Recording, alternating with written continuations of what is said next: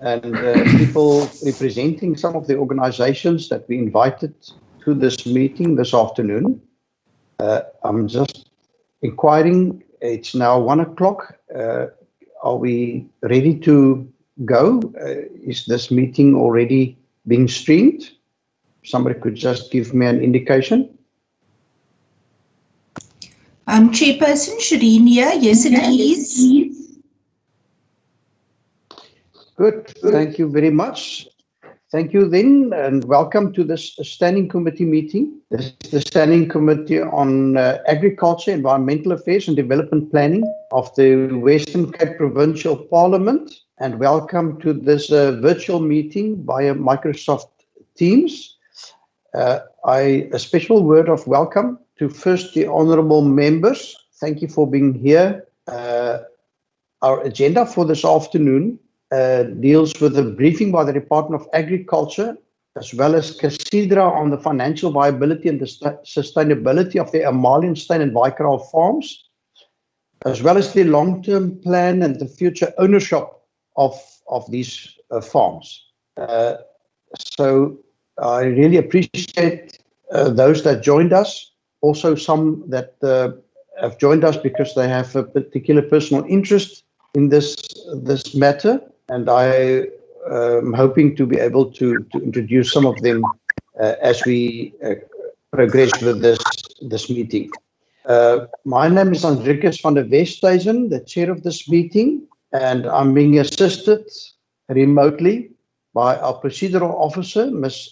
Shireen Niekerk.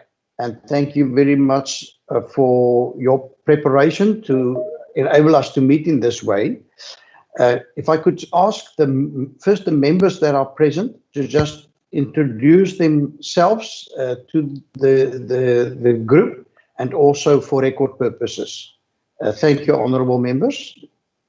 Good morning, Chairperson Matlodi Maseko. Honourable Maseko. Thank you, Honourable Bartman.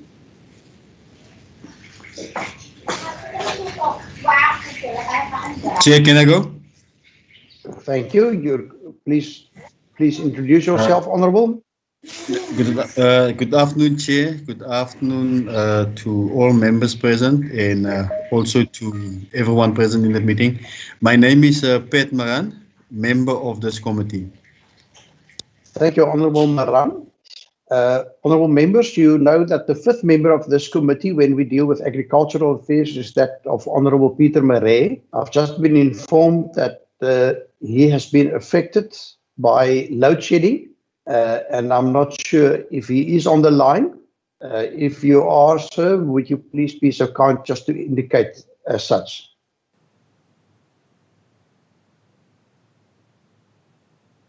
No, it seems then as if indeed he has not been able to overcome the problems that Iscom has put in his way. Then I also would like to welcome Minister Dr. Ivan Meyer, our Minister of Agriculture for the Western Cape, as well as the officials whom I will allow to introduce themselves as they take part in the meeting. But Honourable Minister, are there any opening remarks that you would like to make at this stage? Good afternoon, Chair, and good afternoon to members of the committee. Thank you for this opportunity to present our report before the Standing Committee. Thank you very much. Good. Thank you, Minister, and as I've said, you're most welcome. Honourable members, you will recall that early in this year, before the lockdown, fortunately, we visited both Vegetation and Malianstein farms in the Klein Karoo, and it was clear that both of these farms were heavily affected by the long-standing drought that the Klein Karoo has experienced. And I sincerely do hope that the good rains of the last few days, and particularly some of the snowfall, would have come as a relief to all the farmers in the Klein Karoo, and particularly also those responsible for the farming activity at both Vegetation and Malianstein. We've invited the department as well as Cathedral to come and brief us because members have expressed concerns regarding the future of these farms after what we have observed. And I've taken it upon myself to send quite a relatively detailed invitation to both the department and Cathedral.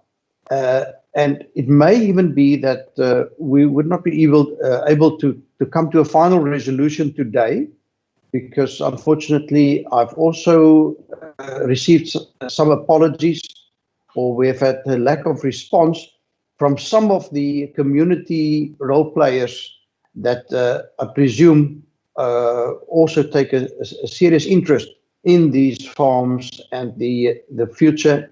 And I think we must keep in mind that quite a number of expectations through the years were initially created, but then that many of these expectations were not met over the last number of years, and therefore I think that any resolution should be taken very sensitively in this regard. With that, I would like to give over to our head of department for agriculture, who is also with us. I just saw your face when you joined us. And before I do that, perhaps I can just share with you, we've also received apologies from our Minister of Finance and Economic Opportunities, Mr. David Maynier, and then also Mr. Savage, the head of Provincial Treasury. They have submitted their apologies. Dr. Sebupetsa, would you like perhaps also quickly to introduce yourself and also those that will be presenting to us today? You're welcome. Chair and members, thank you very much for the opportunity. I am joined this afternoon by Mr. Darrell Jacobs, who's the DDG responsible for agricultural development support services. But I also thought it was important to bring the regional manager, Mr. Vellenberger of the Klein Karoo. And thank you again for the detailed letter received, dated the 2nd of July, 2020. I think the level of detail in the letter enabled us to prepare thoroughly.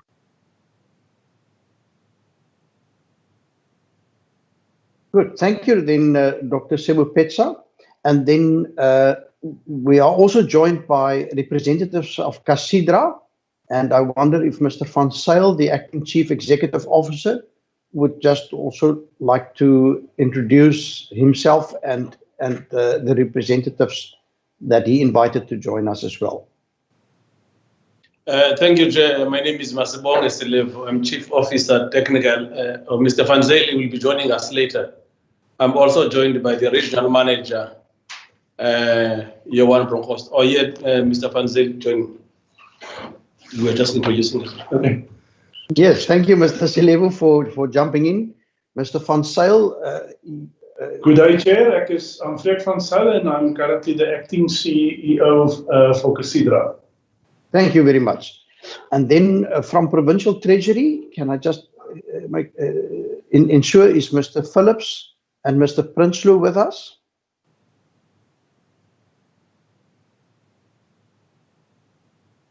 No response. And then I also got an indication that the Garden Route District Municipality would have liked to join this meeting as a guest. Ms. Wilson, are you perhaps with us? Chairperson, Ms. Wilson indicated that she will join us a little bit later. Good. Thank you, Ms. Nikak. And then we were hoping that Mr. Ewan, the Secretary of the Malianstein Zoar Agricultural Association, would be able to join us as well. The feedback I received was that there may be connectivity issues. Mr. Ewan, have you been able to overcome that? Thank you. And then just so it seems to me Mr. Yoon has not been able to join us. And then the last name I've got on my list is that of Mr. De Pree, who some of you from the department and Cathedral might remember was the former manager of Vicral. Mr. De Pree, I'm wondering whether you are able to also just quickly introduce yourself.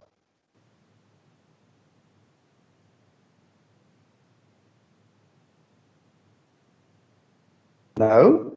Good. Are there any other people apart from our IT support staff that I haven't mentioned? If so, please feel free to just quickly introduce yourself. Honourable Chair, my name is Jackie Gooch. I'm the Head of Department of Transport and Public Works and was also requested through the Committee Secretariat to be a part of the meeting. Thank you. Yes, thank you very much, Ms. Gooch, for making your time available and joining us.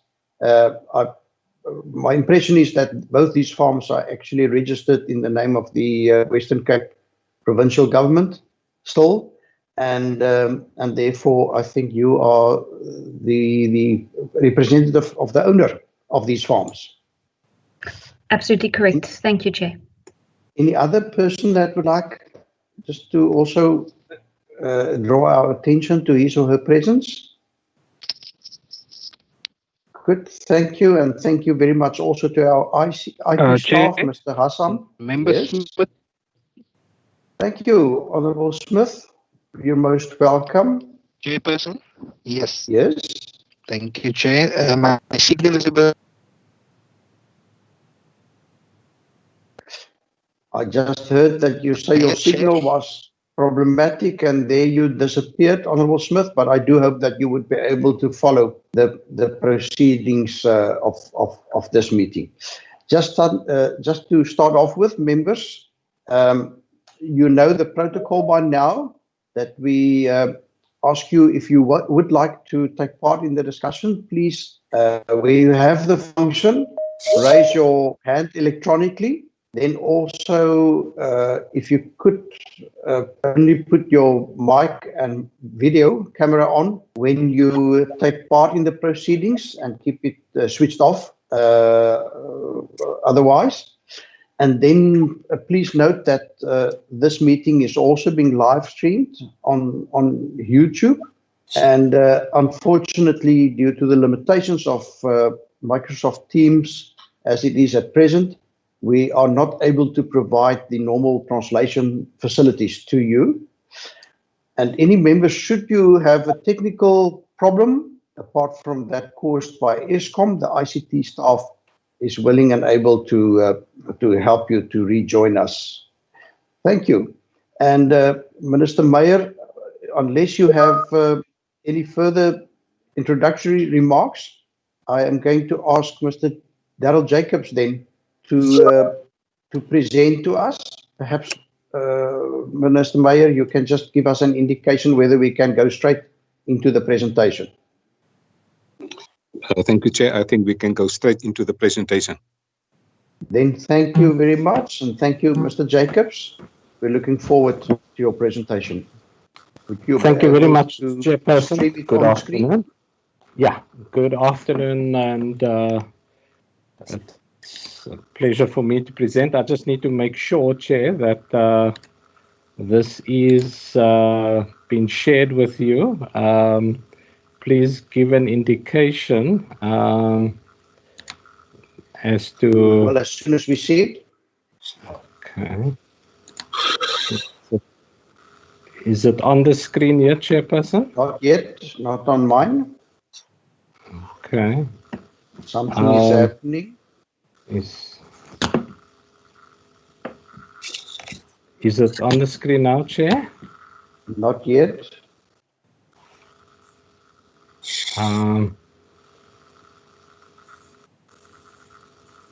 There we are. Is it? It's on the screen, and perhaps you can go into the presentation mode just to enlarge what we see. Thank you very much. It's loading, Chairperson. Is it? It is busy loading. It's taking a little bit of time. Apologies, quite a big presentation. So, are we? That's it. Thank you very much. I think we're ready to go, and we're looking forward. Are we ready to go, Chairperson? Excellent. Sorry, I'm trying to get out of. Okay. So, can I just check, Chairperson? Is it in the presentation mode? Because it is. Okay. It is. I don't know what you're trying to get out of, but you won't get easily out of this afternoon's meeting. No. No, thank you very much, Chairperson and members. And again, it's a real joy for us to present on Malianstein and Vegetation. I think just I just want to make sure that as I go through the slides, that the slides are also changed on your side, because are we by contents? I just want to make sure we're all on the same slide, Chairperson. Are you seeing the contents of the presentation? I'm still seeing what I presume is page 1, the title page. Okay, so it's still clearly there are. Are we? Okay. Are we now seeing the contents, Chairperson? Correct. Okay, excellent. So,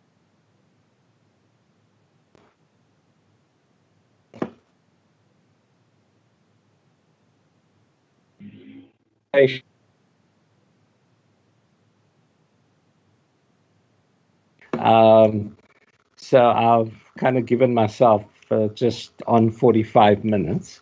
So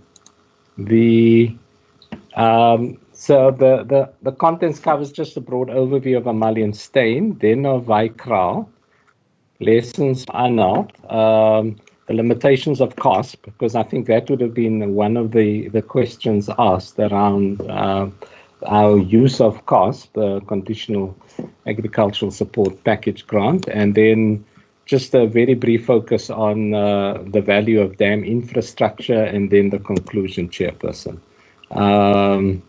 Mr. Jacobs, I'm sorry to interrupt you. If I could just ask, and I want to first say thank you very much for immediately, where you've used an acronym, giving us the full name of that. I saw in your presentation quite a number of acronyms, and if you could continue in this vein, but please, every time when you get to such an acronym, helping us with the full wording of it, I'll appreciate it. I will certainly do my best, Chairperson. Thank you. So I think just by way of introduction, the outline of the letter, as you've shared, was very comprehensive, and I've tried through this presentation to provide a history of both farms, as well as the rationale as to why government purchased these farms, provided a little bit on initial and subsequent investment by the state, the prospects of these farms becoming viable units. We looked at similarities around Arnold and the processes that were followed there, just as a alternative business model, options and requirements for future owners, which a lot of which will be incorporated in a turnaround strategy, the updating of the turnaround strategy. It's a little bit around detail of the capital needed to rebuild animal stocks. Again, example provided of Arnold as an alternative management model. And I then make the point that the sustained drought and lack of investment in water infrastructure raises serious questions on whether these farms could ever be sustainable. And I think that's one of the challenges, Chairperson and members, that we do face. Without water, any sustainable model for agriculture becomes seriously compromised. I think just by way of introduction, further introduction, these are Trankra farms, which is part of the broader transformation. And I must confess, the full acronym of Trankra just escapes me now, Chairperson.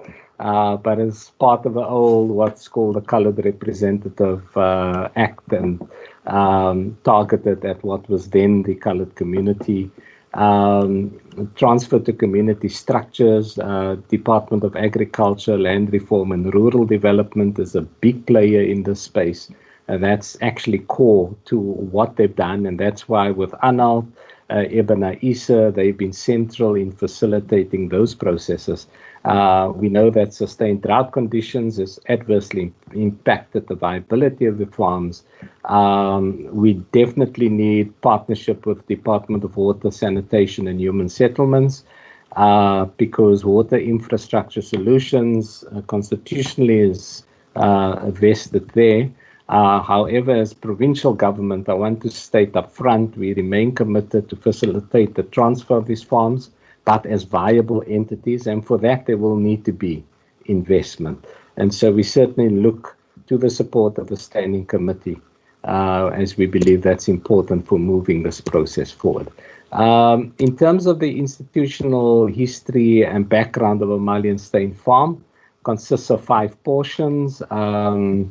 And I'm not going to go through every line, Chairperson, but I think it's important to understand that it started in 1850. We had the Berlin Mission Society long before my time, and that was where initial phases of Malianstein started. In 1938, the Berlin Mission Society sold the farm to a private farmer, Jan Hofmeyer, 1986. South African government purchased the farm in order to create jobs for the Zouar community and to get water rights to provide drinking water to Zouar. In 1992, government did a study that confirmed the farm was not viable, and the House of Representatives at that point requested LANOC, which is the Landelike Ontwikkelingskoöperasie, a rural development corporation, to take over the management of the farm, which they did the first few years. Thereafter, 94, the Zouar Local Transitional Council agreed to transfer ownership to the Zouar Community Trust, but due to lack of funding to pay transfer duties, the ownership resorted back to government. Then Cape Nature also reflected an interest at that point.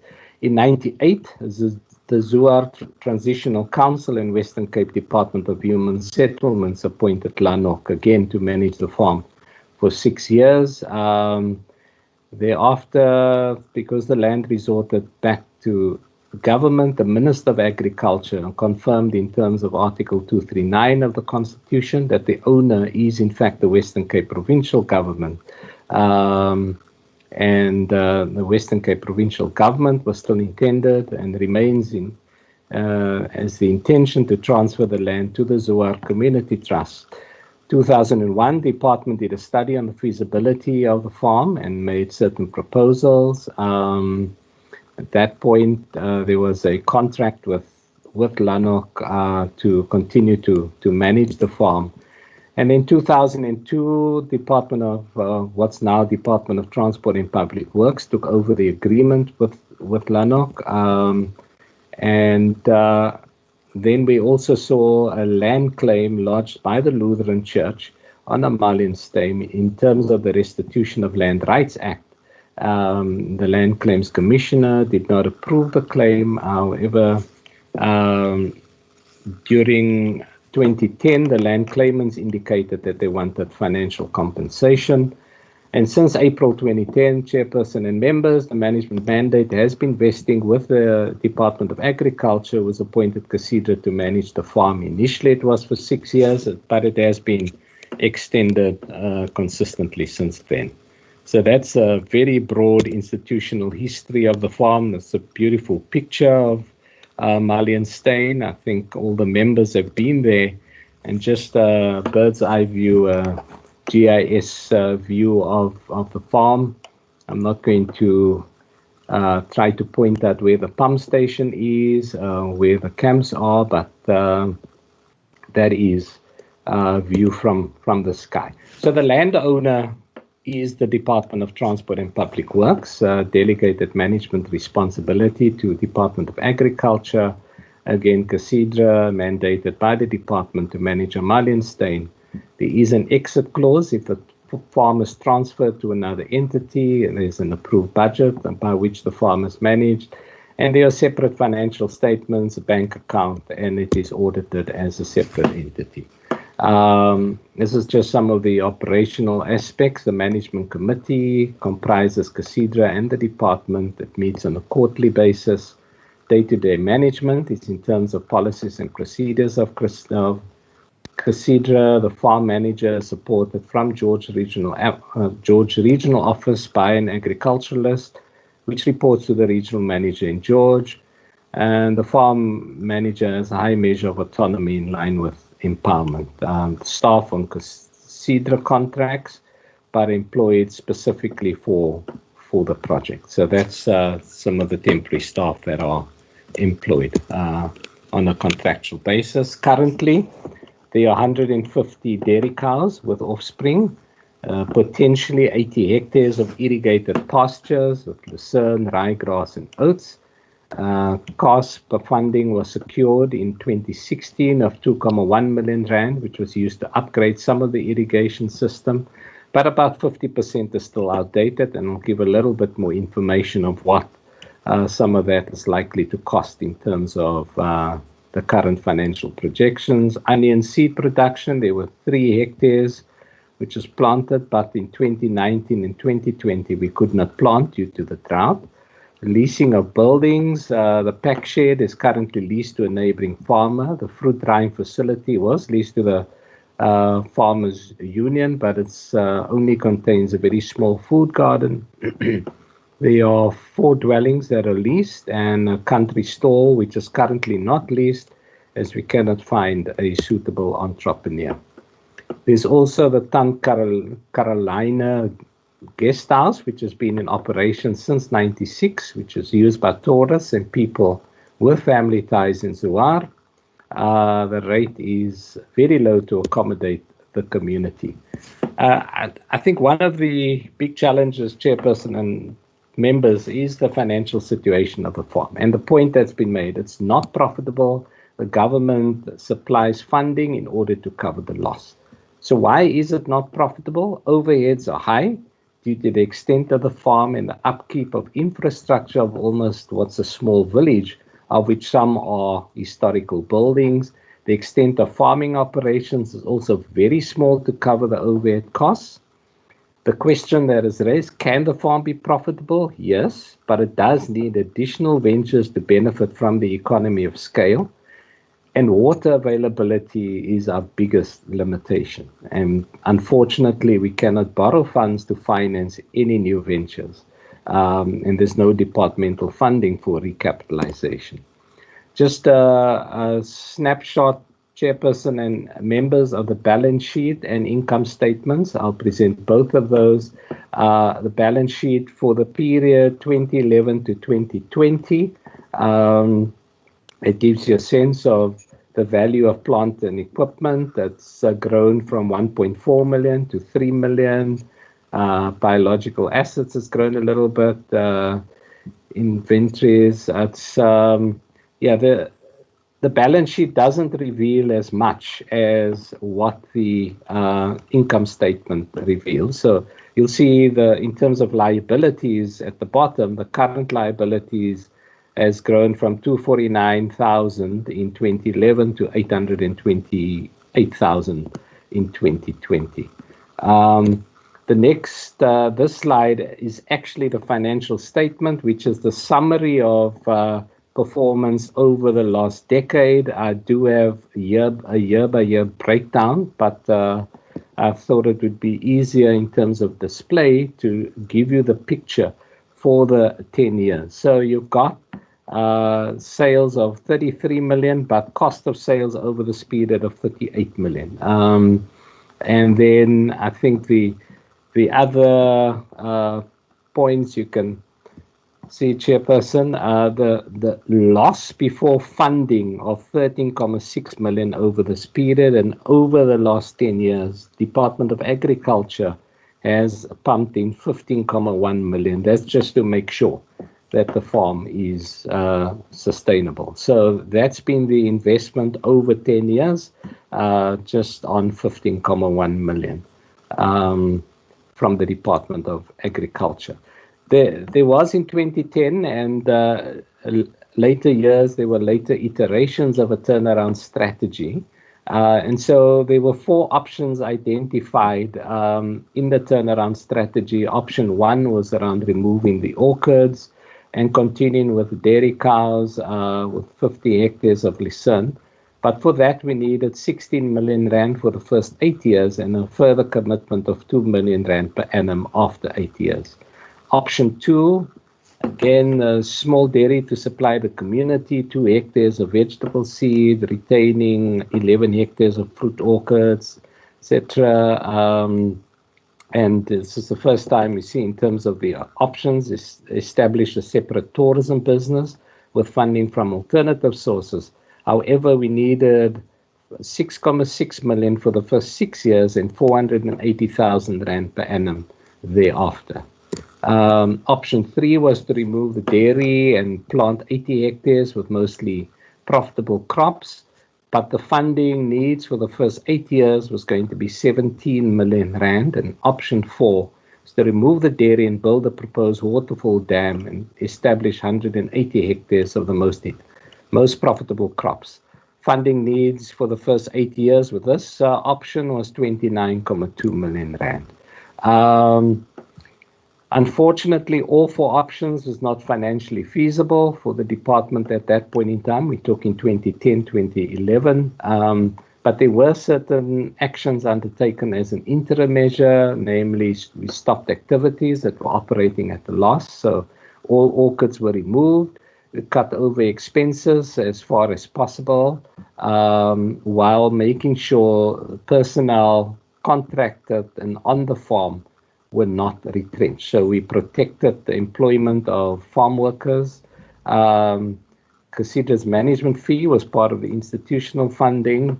A pack shed was leased. We sold or rented assets that were not in use or that was unserviceable, and we optimized profitability of the dairy, expanded the dairy to 150 cows, and planted additional pastures. So those are some of the interim measures that had been undertaken. In terms of the community benefits, there are 29 long-term contract employees, 4 part-time milkers and night guards, up to 50 casual workers. And for the area, Malianstein is one of only a few employers in the area. The country shop, it was initially leased at a very low price. However, currently no suitable entrepreneur can be found. Community development is a community development facilitator that is employed that undertakes work with the youth, with a group of seniors, liaises with other community organizations. There's a wellness committee established for the workers.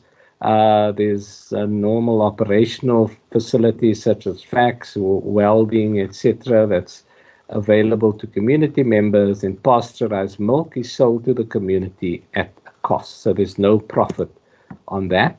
In terms of some of the future plans, chairperson and members, we recognize that further investment in infrastructure for water storage is a prerequisite for any further economic operation of Malianstein. At the moment, there's currently insufficient water to supply or irrigate 116 hectares.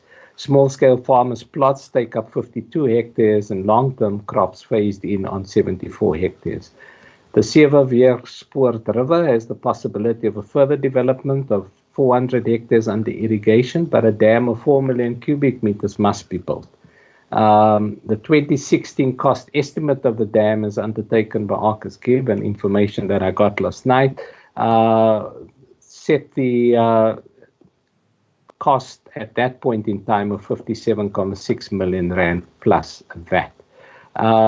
There's also the possibility of a construction of a smaller dam, while on-farm water infrastructure development is needed, and that is estimated also at 2016 cost at 53.961 million rand. The department naturally does not have the budget to carry the cost of infrastructure. And so, again, the department, partnership with the Department of Water and Sanitation and is absolutely essential to assist us in that regard. There are other alternatives as well. Chairperson, a training center for candidates studying agriculture, create the opportunity for 6 months experiential training for interns. And so that's the further opportunities that Malianstein offers. There's a farmyard to be operated on a different business model separate from the farm. And that's the farm museum, or Kleinplaas as it's called. There's a small-scale farming on a cooperative basis that can be undertaken, and based on this model, the production processes will be under contract by small entrepreneurs. And then the fourth area in terms of other additional areas is around ecotourism. So these are some other aspects that can certainly be pursued. But again, in terms of a Malianstein irrigation, the current system is a few quick couple pipes, very labor and time intensive. There's actually too few pipes, and hence the kind of cost estimates that I spoke about early on, and currently offers very low efficiency. But in 2016, the DPAC, that's the Departmental Project Allocation Committee, allocated in terms of CASP, the Conditional Agricultural Support Package or Comprehensive Agricultural Support Package, allocated 2.1 million rand to upgrade the irrigation infrastructure and to install a pivot and permanent irrigation system in place. It was clearly not sufficient, and only a small part of the irrigation is still undertaken by means of quick couple pipes. I think just in terms of some of the resources in relation to Malianstein, the topography, 75% is mountainous and unsuitable for livestock farming. Climate, incredibly hot, 2.3 in terms of water. Malianstein receives its water mainly from the Seweveekspoort River, with a second resource, namely the Watervalstroom, or Stroom, sorry. Water is channeled through a concrete weir into a concrete pipe to the Jongensland Dam, and that's the Waterval Dam receives its water from the Waterval stream, and this catchment area forms a separate irrigation area on the farm. In terms of infrastructure, farm has an extensive network of pumping stations and water lines that serve all orchards and grazing camps. And there's a network of connecting routes on the farm that are in a reasonable condition but does need upgrading. That's in terms of infrastructure. There's other structures such as fences, canals, furrows, and drinking water that's in a reasonable condition and currently can still function. And then the fifth area in terms of resources is the farm buildings. There's a range of buildings and structures, well-equipped office complex, workshop, equipment, store, a fruit warehouse or pack house, a small fruit drying and processing area, and a dairy. There's also buildings used for other purposes, such as for community development, a tea room, a wine cellar. And then there's 3 dwellings for farm managers and sufficient laborers' houses for the existing key laborers' needs. The office building, dairy, and guest house are in a reasonable condition but require urgent maintenance. And the workshop, equipment store, and bale store are in a usable condition. 2 other dwellings for farm managers require maintenance, while 1 must be fully upgraded. What we have also done, Chairperson and members, is to request our economic or our agricultural economists to look at just what are some of the additional possibilities. And one of the areas they looked at was the issue of blueberries. It's on the business plan that was drafted, or the turnaround plan. It states that farming with blueberries is one of the possibilities that needs to be explored. We know that the South African blueberry industry is one of the fastest growing agricultural industries in the country. At the moment, in the country, there's 2.64 full-time workers employed per hectare. and approximately 70% of all blueberries are destined for export markets, while 13% goes to the local fresh markets. However, critical factors that influence productivity in blueberry cultivation include water quality, climate, well-drained and semi-acidic soils. And many growers do not have access to these soils and often plant their blueberries in bags or containers. We know that 1 hectare of blueberries can yield around 10 tons annually, which translates into a gross annual income of 800,000 Rand, produced at the cost of 443,000 Rand per hectare. So just based on that, the expected net annual income and gross margin is therefore 357,000 Rand per hectare. So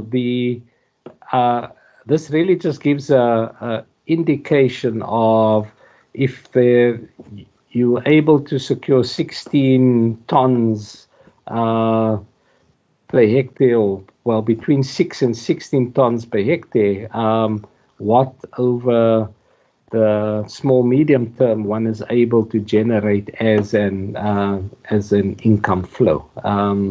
And so it's a typical economist is a break-even yield, and if you added, depending on the price you sold it for, there are different yields, and with a break-even yield right at the bottom of depending on production, yield, and tons per hectare, a range of different options.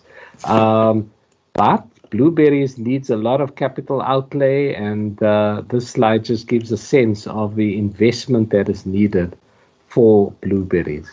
We note that water is a major issue on the farm, and so the onion seed is said to be amongst the options to be considered once irrigation is sorted.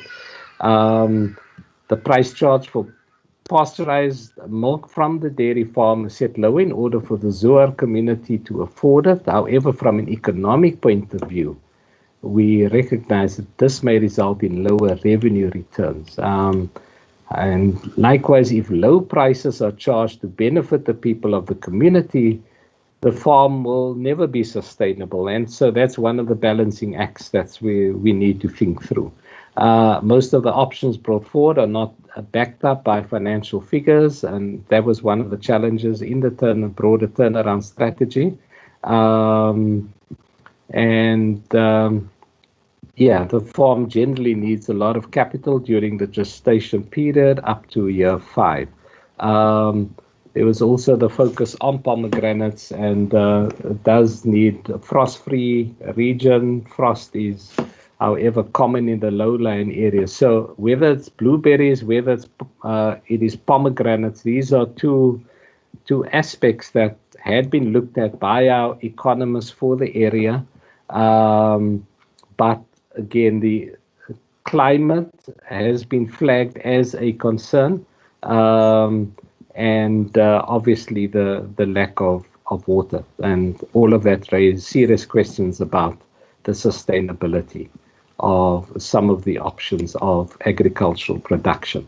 There have been several meetings that have been held with Transport and Public Works and Cathedral around the Malianstein, and our last series of meetings was agreed that Malianstein consists of freestanding homes, it consists of RTP homes, or homes which can be deemed to be RTP houses. And so the Department of Transport and Public Works, in the person of Shane Hindley, was going to facilitate a discussion around the first point is discussion with the Department of Human Settlements in the province around transfer of housing on the farm to the farm workers themselves. Point 2 was going to be done in conjunction with Kannaland Municipality, and that's to facilitate the transfer of a triangular portion on the farm on which RTP housing is located. The third aspect is extension of the management agreement, because the current agreement ends in March 2021, and it has been, or there are processes underway to extend it for a further period. But the department with Cathedral will continue to work on the sustainability of the farm, and The aim remains to facilitate transfer of the farm to the community through a legal entity, but it needs to be viable. The Department of Transport and Public Works and Agriculture will work through the respective HODs on a plan to obtain ministerial approval in terms of the future of the farm. And the envisaged transfers will require approval in terms of Western Cape Land Administration Act and its regulations, including Cabinet. If I can jump to Microfarms chairperson, it's not as exhaustive as Malianstein. Again, Microfarms bought in 1986 by the then House of Representatives and is now in the care of Transport and Public Works. House of Reps contracted LANOC, the Landelike Ontwikkelingskoöperasie, now Cathedral, to take over management of the farm. In 93-94, a community trust was established for the envisaged transfer. Cathedral, then LANOC, helped with the institutional process as well as development proposals to assist black empowerment. Unfortunately, there were land claims on a small portion of the farm, which put a stop to this process. And this is just the location. It's approximately 4 kilometers from Duiselsdorp and 450 kilometers east of Cape Town. Consists of 2 farming units, namely Microfarms and Leroux Plus, which is situated 5 kilometers from Microfarms itself. It consists of 1,274 hectares, 274 individually registered units. And in order to create economically viable units, there were some pieces of land which were exchanged for operational purposes with Microfarms, which is a Plush farm neighboring Microfarms. The potential of the farm, it must be stated, is not measured by the number of available hectares, but more by available water. The annual rainfall of 231 mils is much lower than the average of the province. And the area can be classified as semi-arid. The natural vegetation consists of mainly spec veld with a low grazing capacity of 8 hectares per small livestock unit or 56 hectares per large livestock unit. The capacity of the veld is therefore limited, or it's too limited to keep a sustainable herd or flock, and only about 20 cows can actually be kept. There were certain farming activities. Ostriches was the backbone. This was discontinued in 2011 due to the risk of disease. But for 2020, there's certain chick raising proposals that's currently being considered. And the district manager that's participating in this meeting as well has been busy with a business plan around the Microfarms area. There's 62 cows. This was temporarily stopped in 2019 due to the drought. In Lucerne, there were 22 hectares pivot and 156 hectares. All these need to be re-established due to the drought. Drip and dragline irrigation area, 38 hectares. With regards to onion seed, we could not plant in 2019 and 2020 due to the drought. Tomatoes, we could not plant in the last 3 calendar years due to the drought. Essential oils was discontinued due to frost and low yield, and rosemary died due to the drought. Prickly pears, completely new venture. Again, the financial situation, the farm is not profitable, and government constantly has to step in to cover the loss. Why is it not profitable? Extent of farming operations are too small to cover the overhead costs. New ventures after 2010 were way too small due to the high capital needed and the risk. But significantly, there have been no staff layoffs during the drought, and the drought has really put a stop to all new ventures which may have started after 2010. Can the farm be profitable? We believe so, but it needs new ventures and restarting after the drought. And unfortunately, we're still in that drought situation. But the business plan that Willem and his team are working on are looking at trying to stimulate the economy in that area. The limitations remain that of water availability. We cannot borrow funds to finance new ventures, and There have been attempts to actually enter into a joint venture with commercial farmers, but that's still at a very early stage of development. In terms of the turnaround strategy, there was also developed for Vicral. The department that indicated there was no funding available for full implementation of the options. Essential oils were not as profitable as indicated and could not withstand frost in the area. There were a range of other ventures identified, but these could only be done on a small scale. As an interim measure, strategic actions were implemented to reduce losses. We stopped activities that operated at a loss. We cut overhead expenses as far as possible. We sold or rent assets that were not in use or that were unserviceable, optimized profitability of the dairy, and retrench and did not retrench personnel. Sorry, that was not considered at all. So we continued with the workforce in the area on the farm. Again, the balance sheet, Chairperson and members, you can see in terms of the assets, plant and equipment, the asset base, just want to see plant and equipment grew from 403,000 to just over 1 million. Inventory is nominal, and trade and other receivables 384,000. The liabilities at the bottom, current liabilities, actually dropped significantly from 1.2 million to 191,000, which I think is quite positive. And accumulated profit, you'll see just above that, increased from 147,000 to 1.7 million.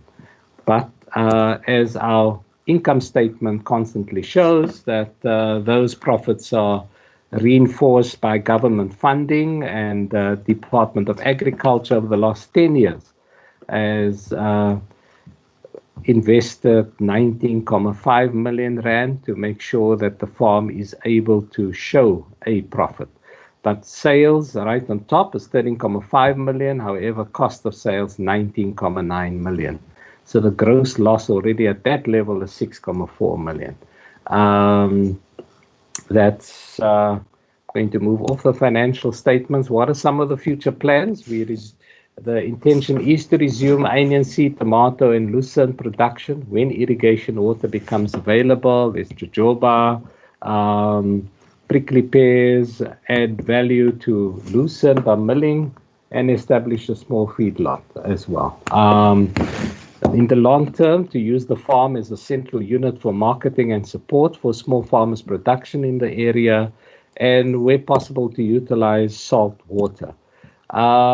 Again, there was a focus by the agricultural economists on some of the economic potential. Focus again in this instance on pomegranates only. It can yield to between 20 to 30 tons per hectare. 87% of the fruit is destined for the export market. It requires an establishment cost of 160,000 rand and full bearing cost of 260 with a net farm income of 143,000 rand, which is deemed to be reasonable. But you're only going to hit break even on the 6th year of the wonderful cultivar. That means a capital outlay required for the gestation period of up to 5 years. And this graph just gives the sense of up to 5 years, what or beyond 5 years, that it will start to become profitable. You'll see that you could potentially, by year 8, be getting a profit of 272,000 rand tons per hectare. And so you will need to invest for the first 5 years. Government will have to keep pumping in funding for that gestation period until it becomes profitable.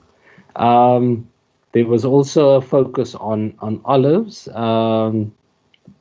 as 92% of olives produced in the Western Cape or are produced in the Western Cape, with 13% production in the Little Karoo.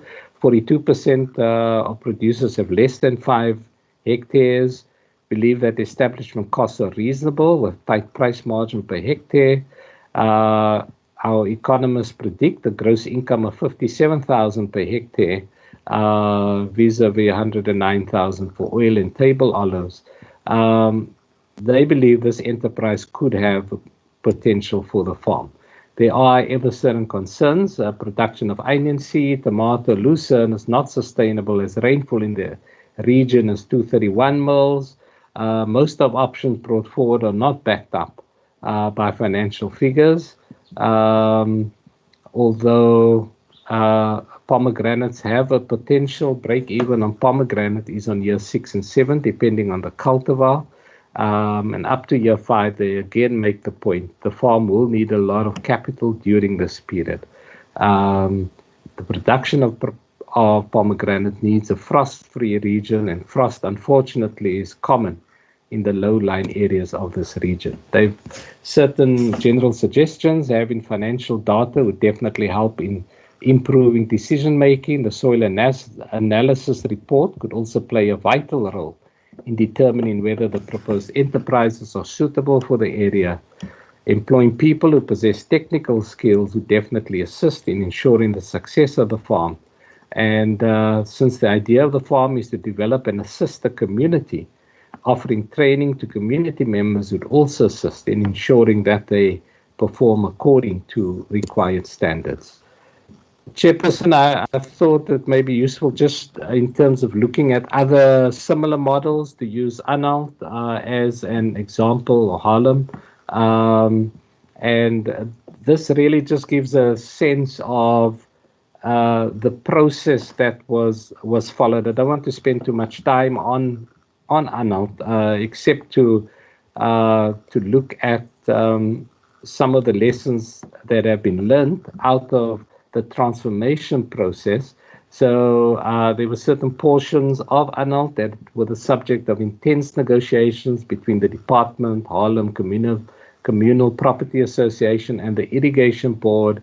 Portion 4 was transferred to the Harlem CPA.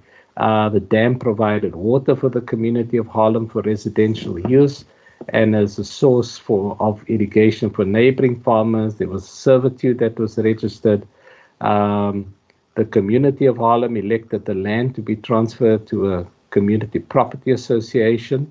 In 2018, the National Minister of Agriculture approved the transfer, of Rural Development and Land Reform, approved the transfer of Farm Anhalt to the Harlem CPA, and in 2019, the property was registered at the Deeds Office in the name of the CPA. But it did take a time. The farm was previously managed by Cathedral. Since 2016, the farm was co-managed by Harlem CPA and Cathedral on condition that Cathedral will gradually transfer all responsibilities of the management of the farm to the CPA. Dr. DLR, that's the Department of Rural Development and Land Reform, was a standing member of the co-management meetings to play an oversight role. The arrangements successfully implemented with various operational arrangements gradually transferred to the CPA. And currently, the CPA is currently fully in control of the farm. And I'm glad to say 2019-20, the farm's financial statements showed a healthy profit. I think just for the future, there's a phase 2 of the transformation process, because these things are not events. It's a long process, can take very many years. And the department is in the process to complete phase 2, which entails the transfer of Earth 434 Harlem, also known as the Commonage. And there's extensive negotiations with different role players, including the George municipality. And there's hopes that we will complete this process in 2021. I think just a few key lessons. The project must be sustainable. Community participation and buy-in is absolutely critical. Community conflict destabilizes the project Empowerment is the key. Development and capacity building of community members are critical. Government institutions must collaborate and cooperate, and there needs to be hand-holding in the initial phase, and oversight throughout inspires confidence. And I think that's what we are seeing with regards to Anhalt or Harlem.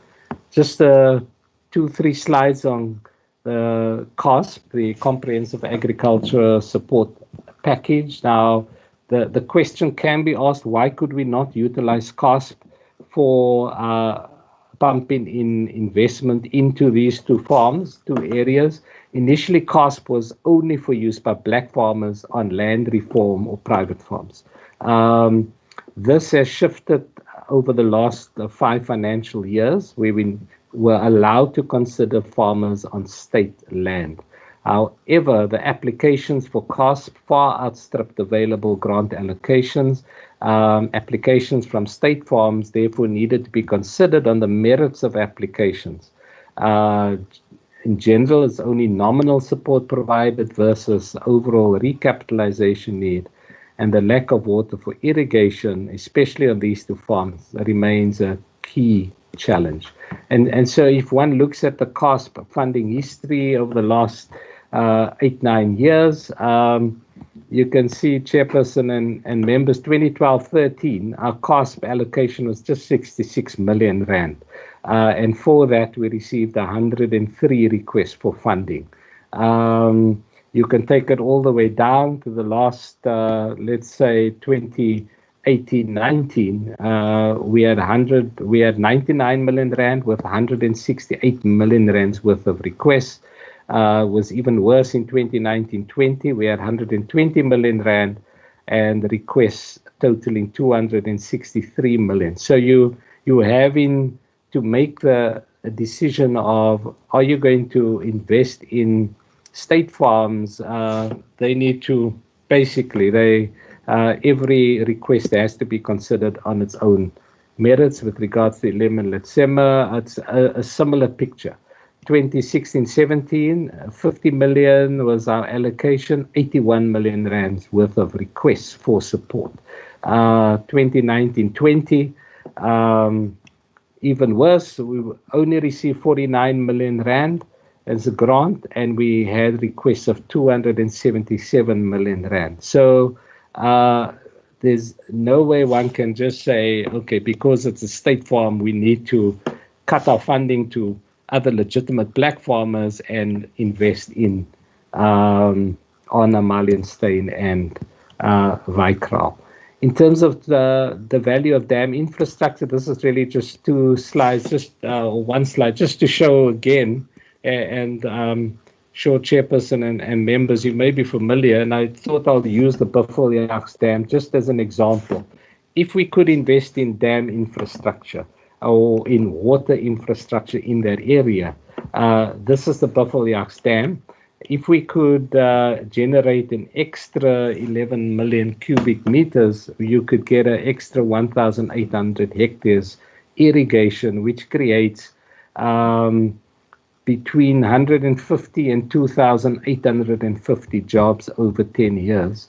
And we know in that area, absolutely critical, and the gross farm income that it could generate would be up to, in 2031, 320 million rand. So very definitely, if we could secure investment in this area in terms of water security, it would make a massive difference in the sustainability of the area and the likelihood of a sustainable farm.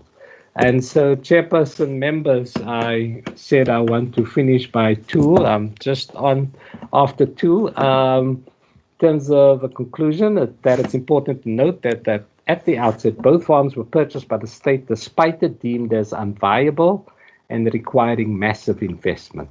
The turnaround strategies required substantial investment, which did not exist at the time. Limited investment in water infrastructure, together with a sustained drought, has limited the viability even further.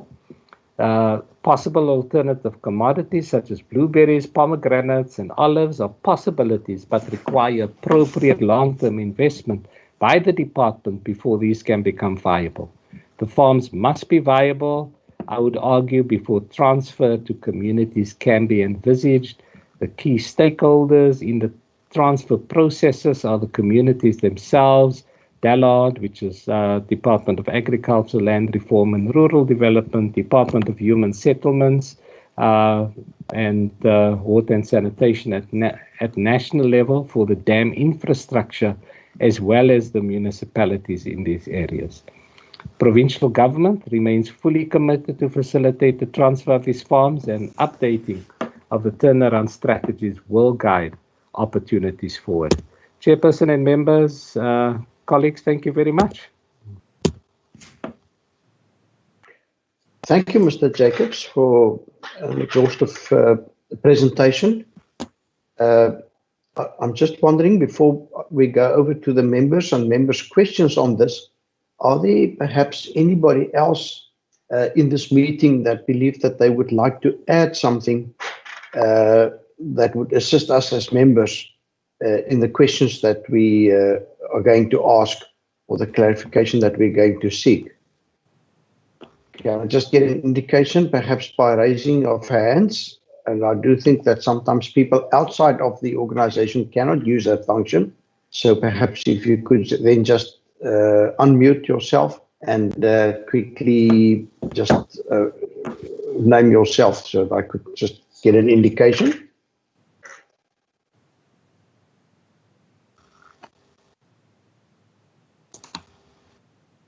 Nobody? Thank you, members. Then we can go over to your questions. Members, if you could just indicate by raising of hands if you want to ask a question. Welcome, Honourable Marais. It seems to me your power has been restored. If we could go in the order, Honourable Bartman was raised the hand first, and then Honourable Marais. Thank you. And then Honourable Maran. Thank you, Chairperson. I just would like to know 3 questions. My first one, sorry, I forgot Daryl's surname.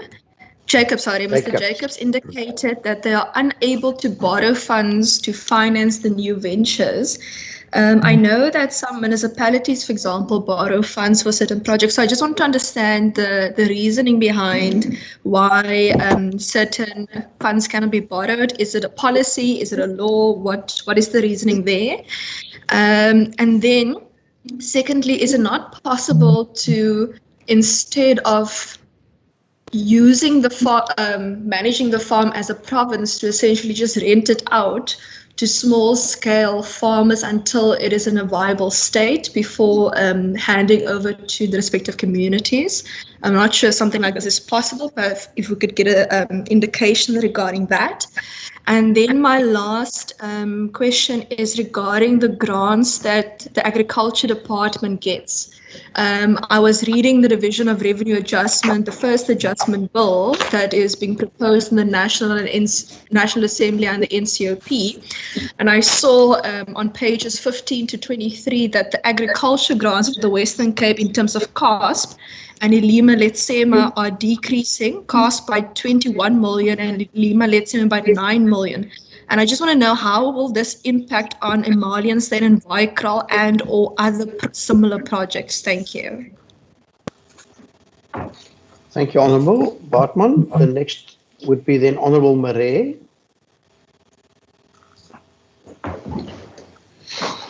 Chairman, I missed probably the bigger part of the presentation, but the network was down and I'm glad I could join you. Mr. Chair, I'm concerned that the Western Cape Department of Agriculture, it seems, do not have a long-term agricultural vision for Malianstein, Stanzuar and Vicral. We are still at stage 1 of our maturity matrix, to put it that way. they rely wholly on recommendations from contract-based service providers that can turn the tide against us in any time. You must know that it's now 170 years ago that Malianstein was given to the colored community. And we are still in stage 1 of maturity. Planning, funding. We are going the same route as Zimbabwe in some respects, because we are going away from food production. We now want to go to high price exports, commodities like blueberries. Okay, we now in blueberries, no more food production, and that's after 160 years. So, after 2 decades, Zimbabwe finally realized you need the expertise of the white farmer. And they had to give the farms back to them, and they had to compensate them. And now we have, in 2020, the farmers that was the base of their farms, we have 1,000 white farmers who had to come back in Zimbabwe. We don't want to go that route.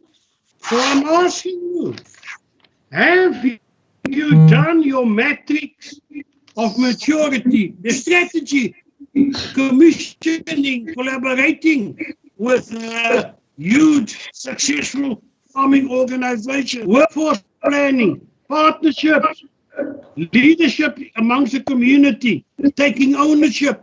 We can't sell a bankrupt business and hope to get somebody that's interested in it.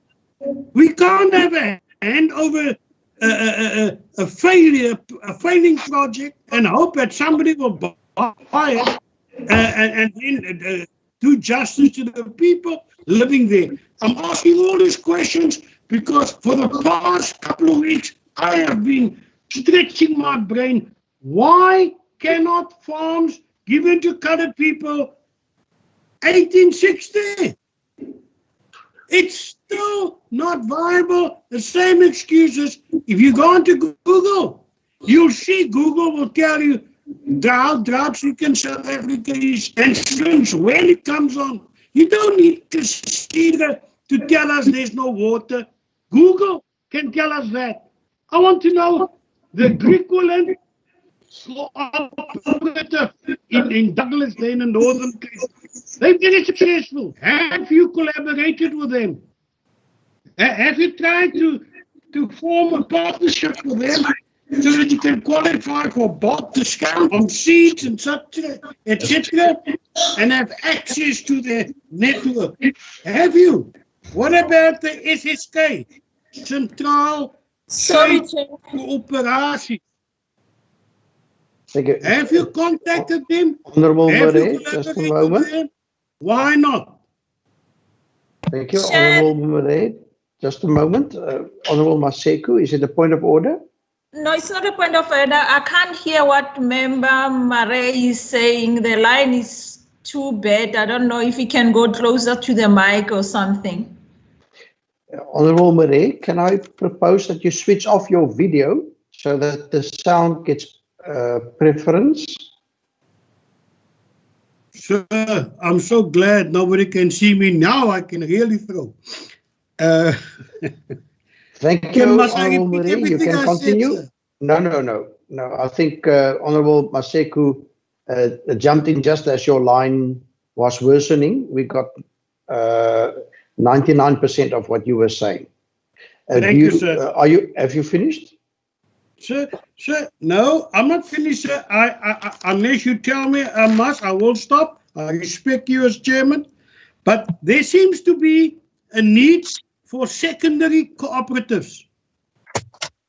We need to establish secondary cooperatives which are going concerns and which have the know-how we so desperately need, sir, to tap into.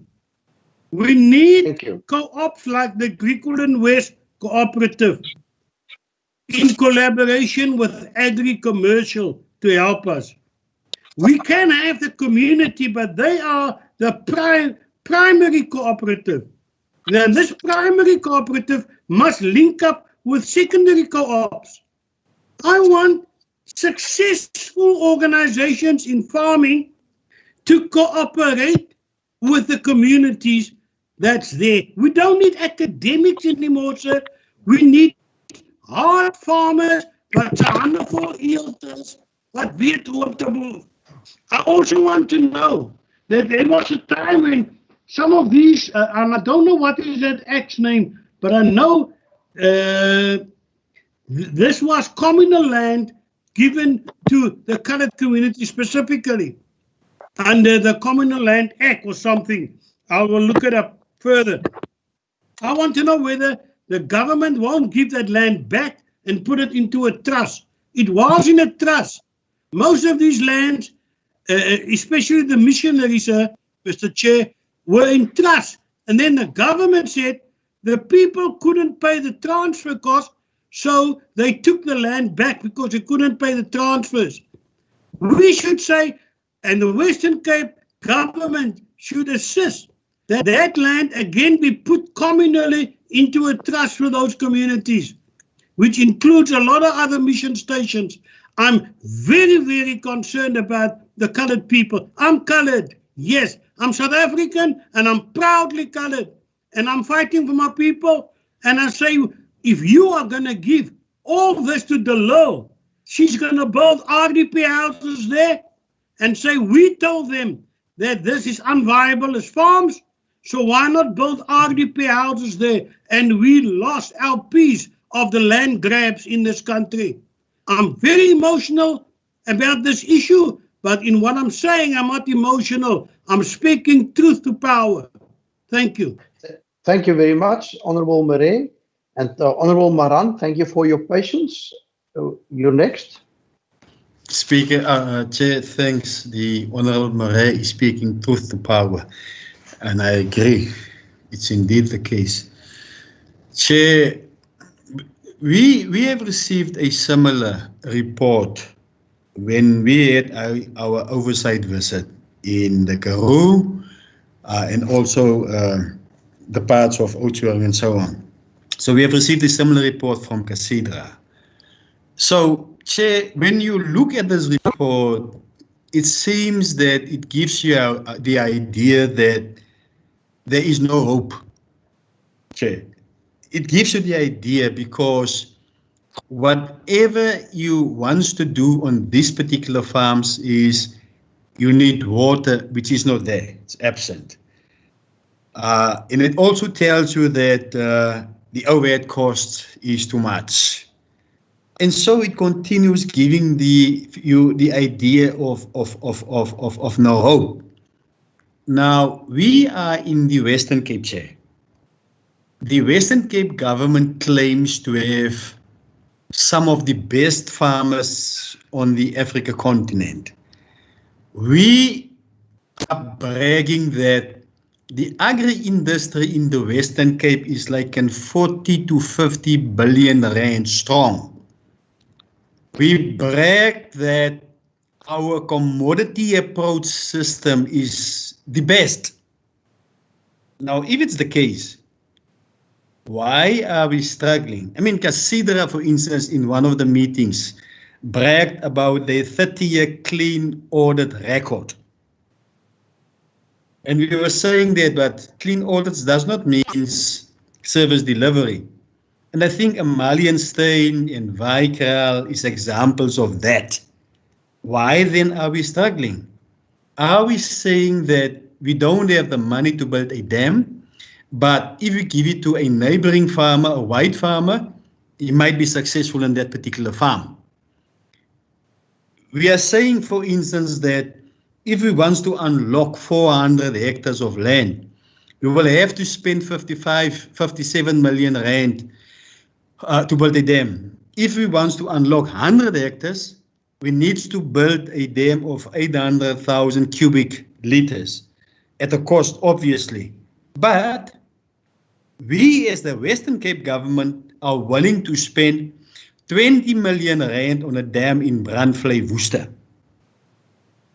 Whilst there's poor communities who are in need of water, who cannot afford to build a dam, but we are not willing to make money available for them.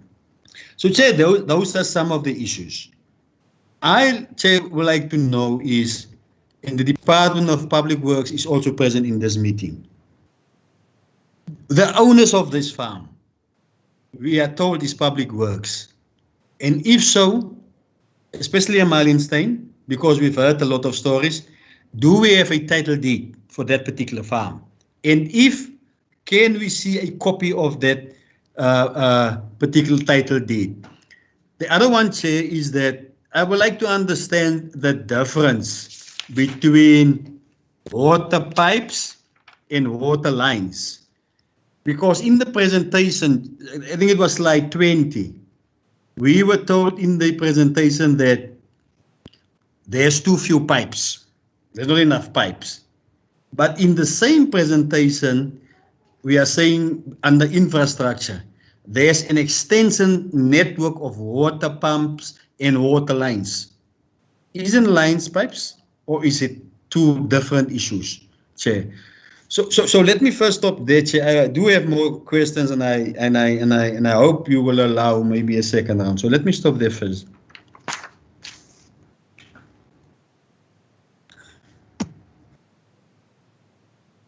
Sorry, I was on mute. Thank you very much, Honourable Maran. I do hope that we will be able to give you a second opportunity to pose further questions. I saw the hand of Honourable Maseko. Thank you, Chair. I won't be long. I think I'm covered by Member Batman and some of the members on some of the questions. What I want to find out, maybe from Cathedral, is when, with all the options that you mentioned for different farms, and basing that on the issue of the climate change, the climate Fundis reports about when can we get the rain, when can we get the water. Do you see one of the farms, let's say I'm one of those that have a hope, I'm not like Member Maran that loses hope too easily. So if we may have rain, I'm not losing hope. Do you see the farm, one of the farms, being sustained quicker to an extent that the community can be able to benefit from those farms? That's one.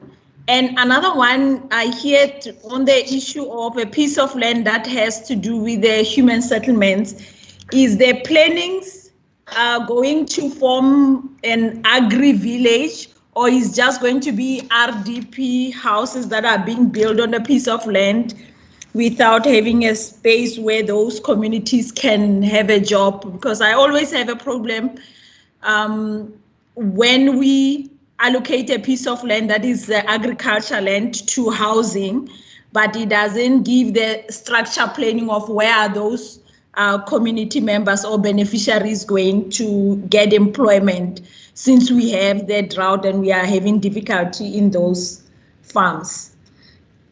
I think, Chair, I will stop on that. I'll come on the second round. Thank you very much. Chair, thank you, Honourable Maseko. Just on a point of clarity. Maran. Chair, you've not lost hope. Yes. I was saying, Chair, the manner in which the report is structured is like to give you the idea that there is no hope. Not that I don't have hope.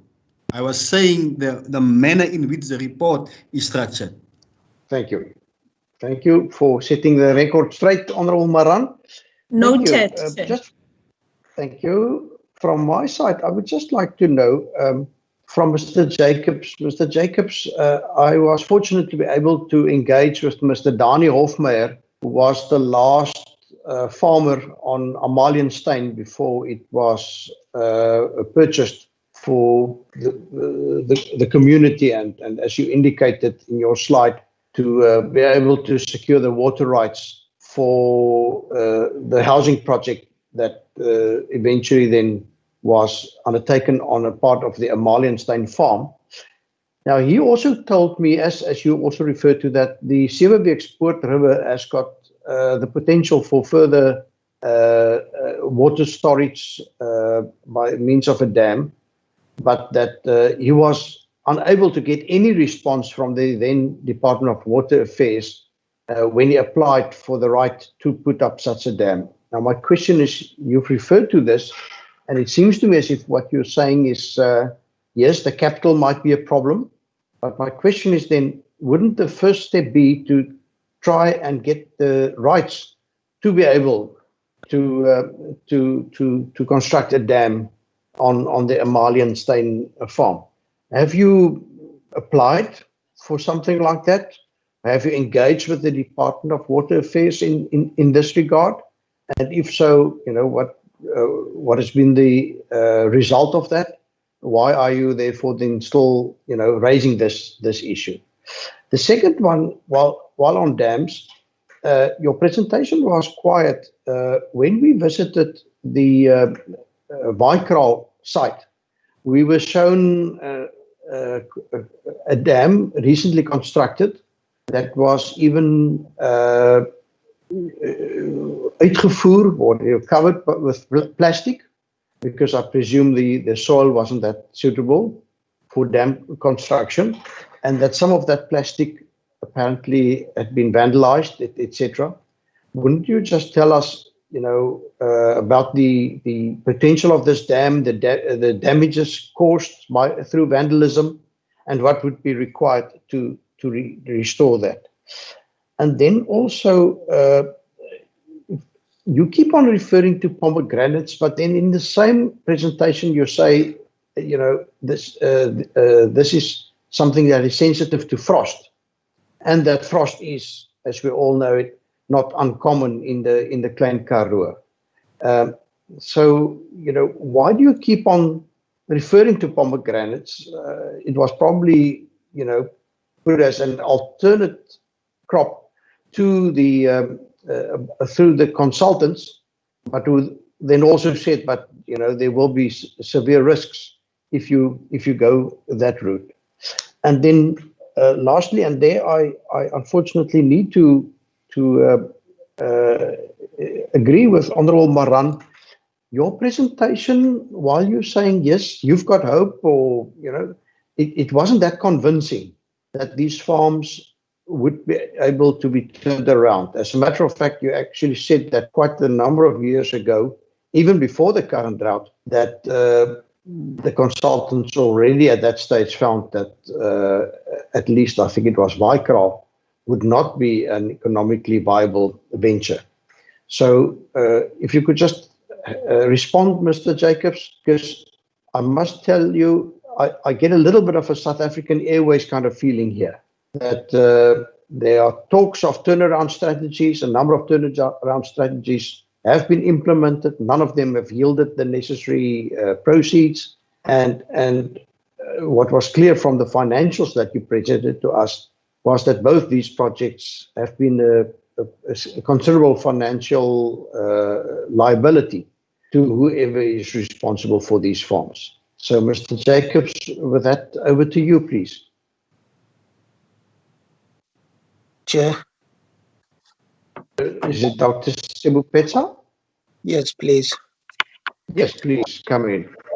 I would like to go first, and Darrell will cover where I've missed. I want to thank you again and the members for the questions. And if I may start with Member Bartman's questions. The first one. The question is the statement that was made in the presentation that we are unable to borrow funds, and why can't we borrow? The reality of the situation is that if anybody is going to invest funding, and in this case, banking association or banks, they would like to invest into a business that has security. And I think we made this line clear in both farms that water remains a problem. In fact, I'm aware that Cathedral had been talking to some potential investors. Even those are unwilling to come in for as long as there's no water. because without water in agriculture, you haven't got options. And that is unfortunately the reality that these two farms are confronted with. Without water, investment, irrigation cannot be developed, and therefore your options are limited, and that affect the viability of a farming business. The second question is whether or why shouldn't be there a consideration to release some of this land to small-scale farmers in the area. Obviously, that is something that could be considered, but in agriculture, there is what we call an economic viable unit. So whenever you get to that point where you need to make a subdivision of any sort, you need to also think about what would be a viable unit of whatever enterprise that you're talking about. But also the water issue becomes a big one. As we sit here, we're sitting with one farm or two farms that have got water problems. And if you subdivide, you sit all of a sudden with 20 farmers that have got water problems, and the politics that goes with that, because what Darrell did not mention, which I'm hoping he'll mention in details at some point, or Cathedral, is the fact that there's also social issues, in particular in Malianstein. So that is the response therein. It is an option, but it needs to be an intelligent, scientifically informed decision when you get to that. Member Bartman, you referred to what you've read around the DORA, and I'm glad you've read that. Between the month of Feb this year and now, we had lost 62 million rands of our conditional grants. When the Blue Book was made available last year, which talks to the allocations, our budget for this kind of work was about 144, and we are now below 80, thereabout, in terms of what we have lost for farmers, farmer support. So obviously, we will be embarking on a process, I think, in the foreseeable future to relook into our APP targets and so on and so forth. So it's a huge knock in terms of the farmer support space in the Western Cape. Just for information, we have raised a similar issue with the Provincial Treasury in our engagement, I think, last week, because we also are of the view that the challenges with the conditional grants and the conditions around it makes it difficult for us to support this important sector in the Western Cape's economy, which is an agricultural sector.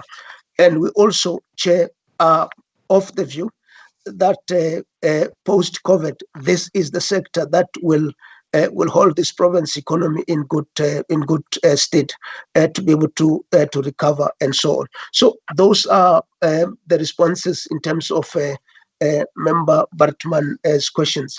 If I may move quickly to Member Mare, I think the piece of legislation, Honourable Member, you referred to is the Commonage Land Act of the Department of Land Affairs at the time. We definitely do have a vision. We have a strategy for agriculture in the province. We also have a vision for the two farms. And that is why we've done the work we've done over the years with a view to turn around these farms. But what we are unable to do is to do anything unless there is a huge investment in terms of water. When we showed you the slide around CASP, we were trying to simply detail the fact that this turnaround strategy had been put on the table. However, they were unaffordable. But the decisions that we needed to make at the time to reduce the cost, we made those particular decisions. And if we didn't make those decisions, Honourable Mare, we probably would be sitting at a different angle now with major losses in the two farms. And of course, I want to also confirm that SSK which you referred to, has been party to the work in Malianstein in particular when it comes to onion seed production. We continue to pride ourselves about the fact that we work very well with the commercial agriculture, and they bring the expertise to the table. But I also want to caution, there is no evidence anywhere in this province and maybe in the country as well that CPAs have run farms. What do I mean by that? That farms were run by committees, because you cannot run a business like that. And even the issue of transferring these farms to the community, I think that is where we also need to raise this with the committee, because we need your guidance as to whether that is what in the end we should be doing, or we should be transferring it to the community, and rather have the community lease to a business person from the community that will farm and make necessary business decisions, because there is no evidence anywhere that suggests that CPAs have worked and have run solid businesses. Honorable Maran, I definitely want to say the following, that we're not creating a hopeless situation. Indeed, we are full of hope, but we needed to paint a picture of what is to this committee, because our view is that you needed to also appreciate the challenges that confront us in terms of the work we do. Definitely, without investment in irrigation infrastructure, in water infrastructure, it's going to become very difficult to turn these farms around. And I want to refer, Chair, yourselves and the honorable members to the study that was done, which Darrell referred to, which indicated at the time that there were viability issues. And why those were the issues? This was really because of the water related challenges. We are convinced that if we can get through this hurdle of investment in terms of water infrastructure and irrigation infrastructure, these two farms can definitely be turned around. We are totally convinced. And one of the things, Chair, that I've undertaken to do is that as soon as the turnaround strategy had been updated, there are real facts and figures on the table as to what needs to happen. I will therefore seek guidance with colleagues also in the Provincial Treasury to look at what is possible. What we cannot do as government is to give these farms to whoever who's going to become the owner one day in their current form, because then we'll be transferring a failed farm to or a non-viable farm to people, and obviously that I don't think that is what we want to achieve. Chair, I want to pause there and ask Darrell Jacobs to come in on issues I may have missed, but also Friek van Zyl from Cathedral. Thank you very much, Chair. Thank you, Dr. Sebupetsa, and over to you, Mr. Jacobs.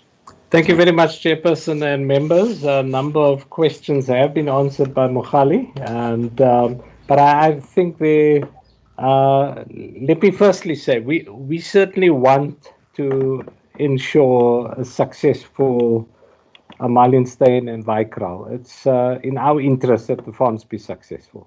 But I think at the same time it would be dishonest of me if I, in my presentation, sketched a very rosy picture, because that may be what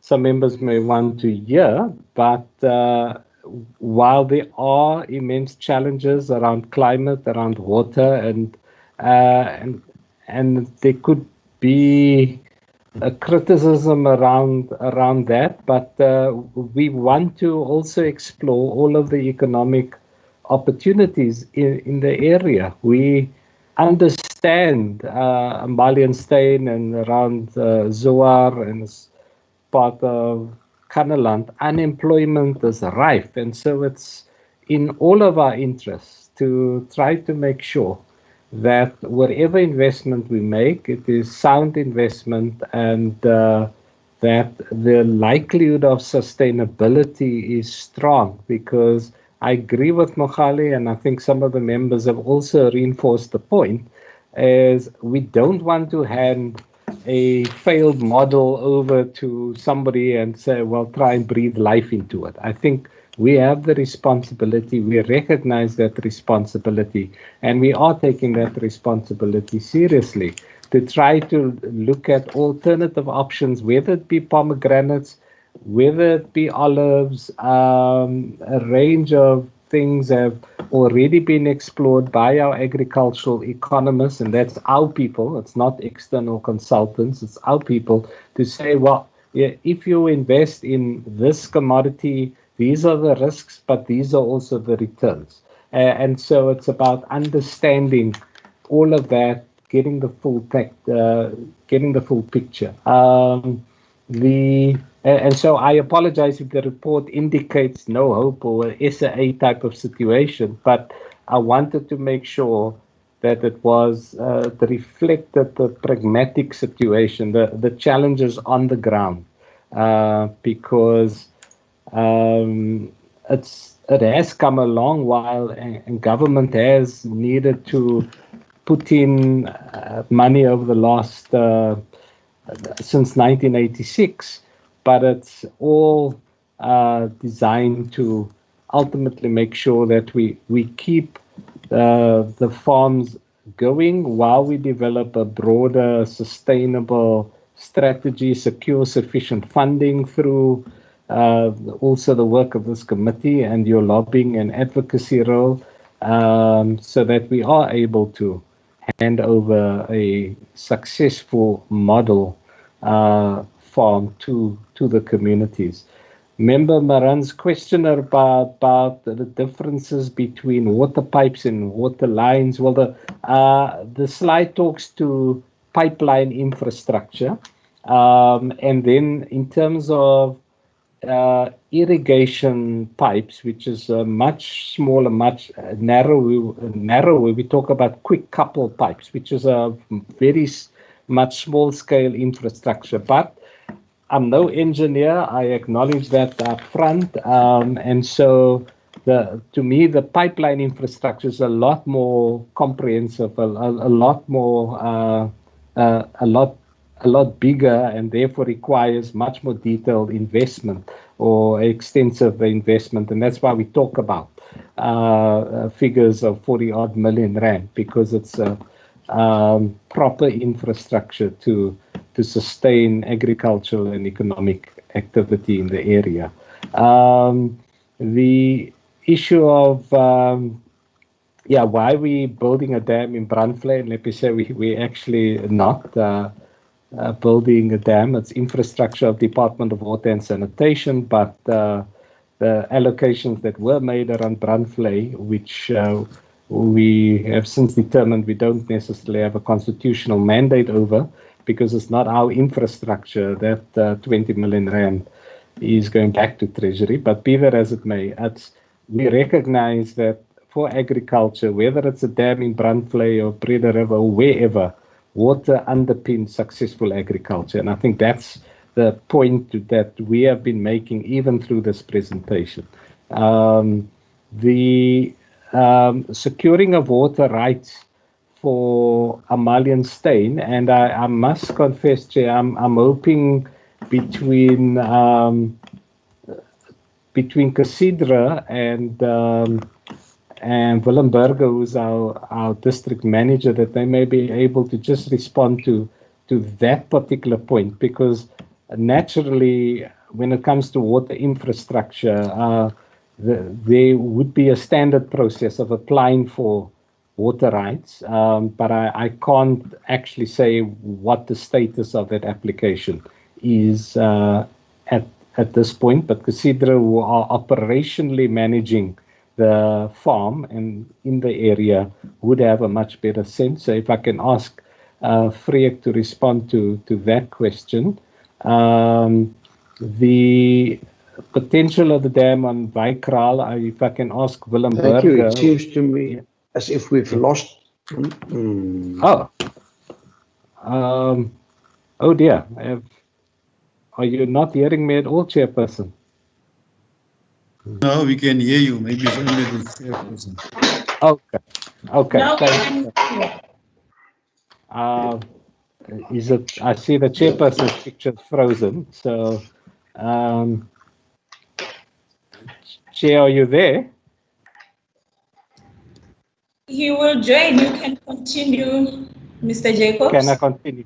Okay. Thank you very much. The economic potential of pomegranates, I think I've spoken to what we've been trying to do is to explore different commodities and understand what the investment, but also what the return is. And then the question around, can farms be turned around? We want to believe that. That's why we've been sustaining it. That's why we're working with Cathedral. That's why we've got a business plan around Vegetation at this point, and together with the Garden Route District Municipality. So if we did not believe in the future of these two farms, we would not be investing time and money in ensuring its success. But it is the long haul, and we do recognize that. I want to ask Chairperson and members if Willem Freek from Cathedral, the acting CEO, if he can come in, and then Willem Burger, if I can ask you just to pick up on some of the operational issues that have been raised around both Vegetation and the Malianstein, and which is not responded to by Freek. Thank you, Chairperson. Okay. From casinos, just the following. I must really say that over a couple of years, we've tried various things. And this is not a complete list, but we tried things like licorice, lavender, cattle, ostriches, vegetables, seed, lucerne, a guest house. And I must say, I currently cannot say that we dug up the gold so far. But I want to use Edison's words by saying we've learned a couple of lessons that's not going to work. So therefore, we've got that, and we will apply that as well. And I cannot overemphasize the fact that as long as there's not enough water, anybody taking over the farm or trying to farm will definitely be at risk.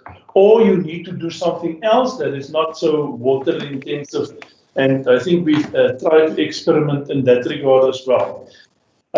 As far as the other activities are concerned, I've got Masibonge here, and I would like him to respond in that regard, seeing that I'm not a culturist.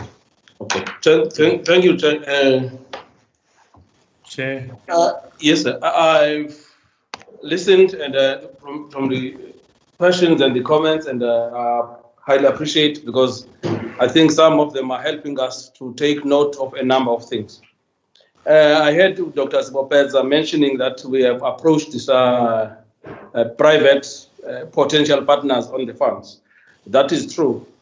But as he's saying that all the potential private investors, they are business people who want to make profit. And they're always raising the question of lack of water. At the same time, the same private partners that we have engaged, they are keen and willing to assist us in terms of developing smallholder farmers in those communities and other farmers around the communities. We have also now made a decision that once we have got a new lease agreement, we'll make sure that we will prepare the communities that are going to be receiving the farms, that is in terms of skills development, that is empower so that the communities are ready to receive the farms, because from our side we believe that even if we make the farm profitable and sustainable, handing it over to a person who's not ready is still going to be a wasteful. So we are prepared now. We are going to be ensured that we engage those communities. We have also took note of the fact that there is a global warming, which definitely impacts on the on the drought that has been there for the past few years. Yesterday and last week, we had severe damage to the properties in both farms, with roofs being blown away by the wind. And again, now we have managed to secure water for irrigation in Vicral. But unfortunately, the dam that Jefferson has just talked about now, there is a problem in the dam because there are cracks, which now we have managed to secure the services of an engineer from the Department of Water and Sanitation to go and look in the dam what could be done to the dam, whether it means now the dam has to repair or the dam has to be emptied so that it started from afresh to get more water, because there's an issue with the dam that is there, although there is water now. So those are some of the things that we are experiencing, but we are attending to those. As now we are not only looking at crops that use a lot of water, we are looking at them saying the crops that you are mentioning, we are looking at crops that use less water. That's why we are also talking about now introducing the small feedlot that will not only benefit the farms, but will also benefit, we believe that will benefit the communities around. So I'm saying we are trying to mitigate those climate changes so that at least we are not only letting the farms stand there because we are complaining about drought. I'm saying those are the things that we are working on, but now we will depend on what the department says, because they are the ones who will say, Cathedral, we are giving you so many years to manage the farm. But we did indicate to them that in order for us to manage the farms properly, we need a longer term so that we engage the private investors, because in terms of farming, you can't be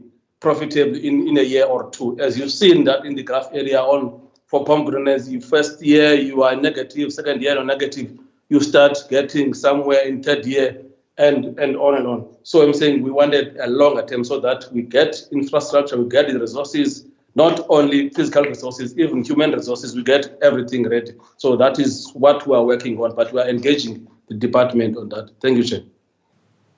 Thank you very much. And members, my apologies, my internet connection got lost. Honourable members, with that background, I was indicating earlier that there would be time for a second round of questions, but we've also been going for almost 2 hours, and I'm just proposing that we pause for 5 minutes for those members that need to have a quick break. Would that be in order with you? If we come back, my computer indicates that it's now 8 minutes to 3 o'clock.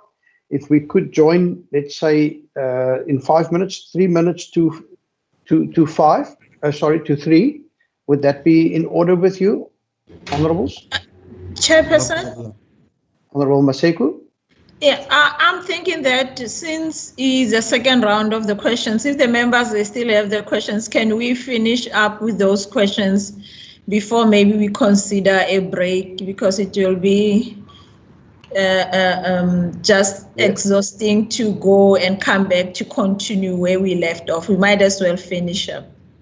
Good. So we have a proposal from Honourable Maseko. I'll be guided by the other members. If you could just give me an indication. Honourable Murray, your hand was also up. You did join us later. Yes. Thank you. I agree with the Honourable member. Let's go on before the light again cut out. Good. Thank you very much. And then if we have consensus on that, can I just ask Ms. Gooch, I see your hand has been raised. Would you like to speak before we go for a second round of questions? Honourable Chair, thank you very much. Yes, there was a question posed by one of the members regarding the availability of the title deed for the property. And Good. Certainly DTBW has no problem making a copy of that available to the committee. Thank you very much, Ms. Gooch. And then Mr. Burger, your hand has been raised.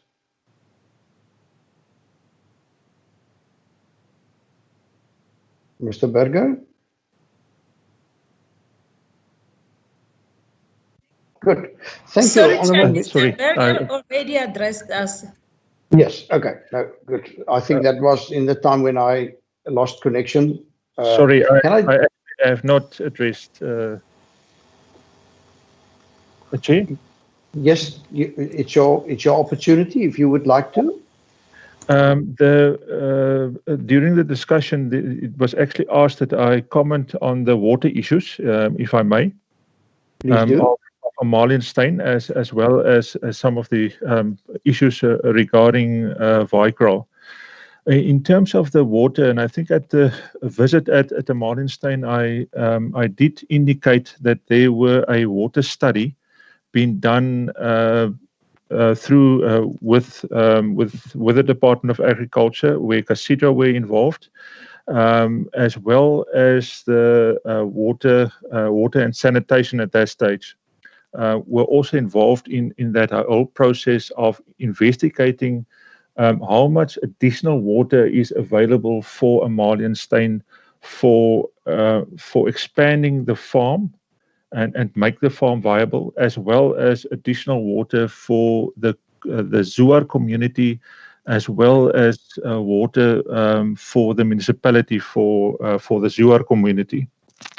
That in that process, a certain pre-EIA studies has been done to support a water license application. So some of the work has already been in preparation to do a water license application. Water and sanitation and the Kannaland municipality is also driving that process very strongly. So we are hopeful that in the nearby future that water and sanitation and Kannaland municipality will come to the table and continue with the process of applying for a dam that will then be to the benefit of the Zuar community as well as the farm. In terms of Vicral, we know that we don't have additional water available. So the water that is allocated to the farm in a normal year or over a period of 10 years average availability, that's about 60% of your allocation. That's just a normal experience that we have in that area. That we have to look at how we can use the water more efficient. So we're looking at income per cubic meters of water available. And then the other issue is water security. That is how much over a period of time water you can store on your farm that can sustain your high value crops. So on both farms, Vicral as well as on a Malianstein, we are busy with that process to make both of those farms viable. I think I will conclude at this stage, and if there's additional questions, I can ask deal with them. Thank you, Mr. Burger, for that background. Honourable members, back to you. I know Honourable Murray indicated that he would like a second bite of the cherry. Thank you so much, Mr. Chair. Yes, I've listened very attentively.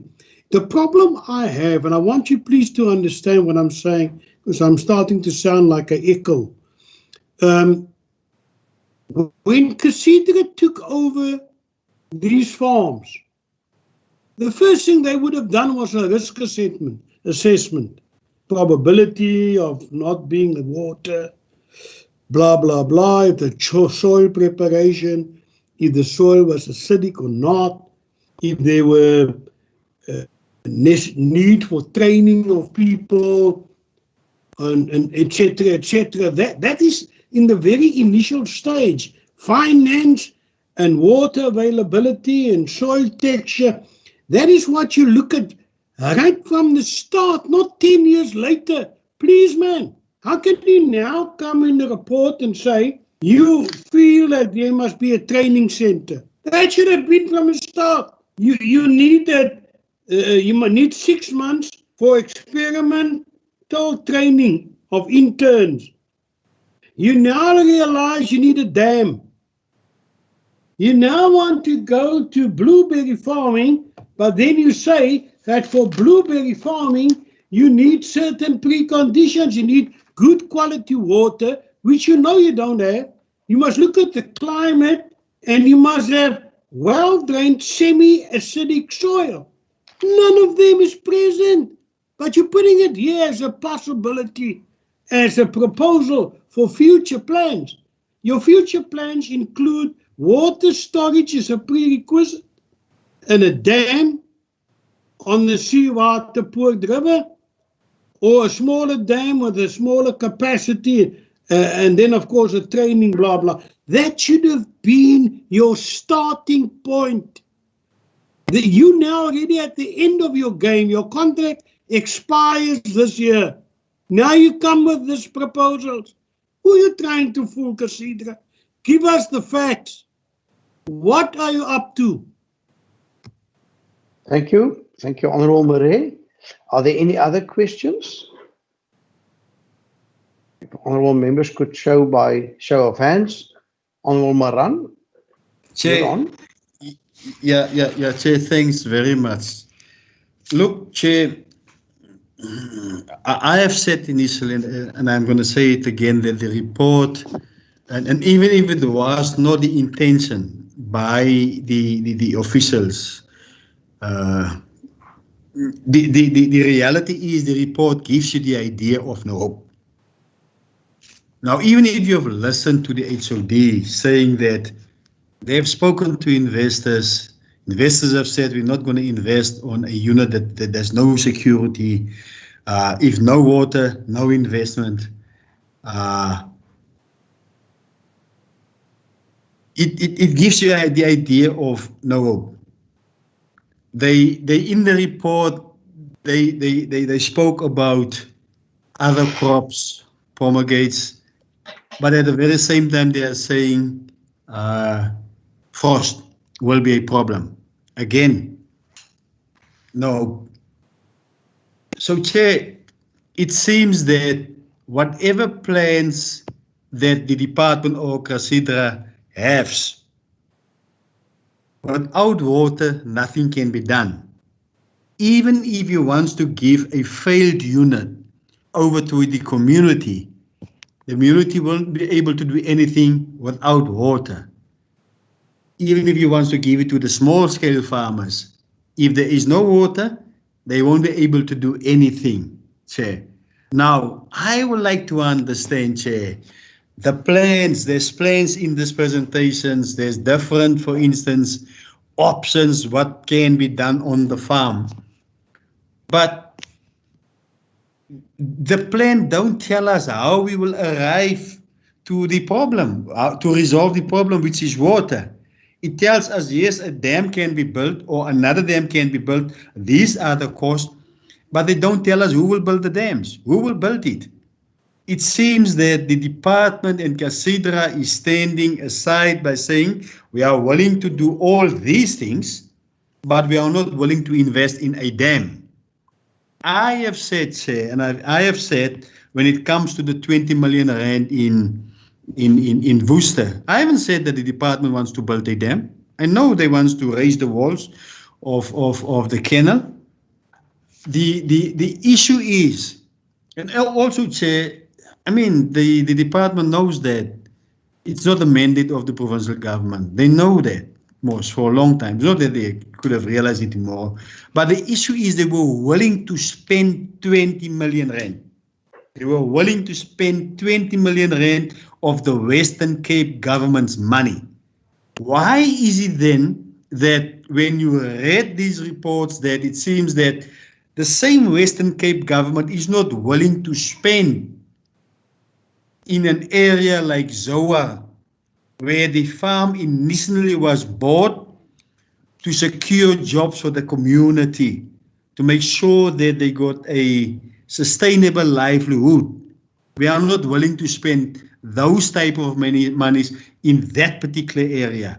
Now we are told by Cathedral, give us another long-term lease. how will the community benefit out of that? Yes, they will say job creation, 50 people will be employed, there will be a guest house, people can sleep there for a lesser amount, they will pay lesser than others, but that's where it ends.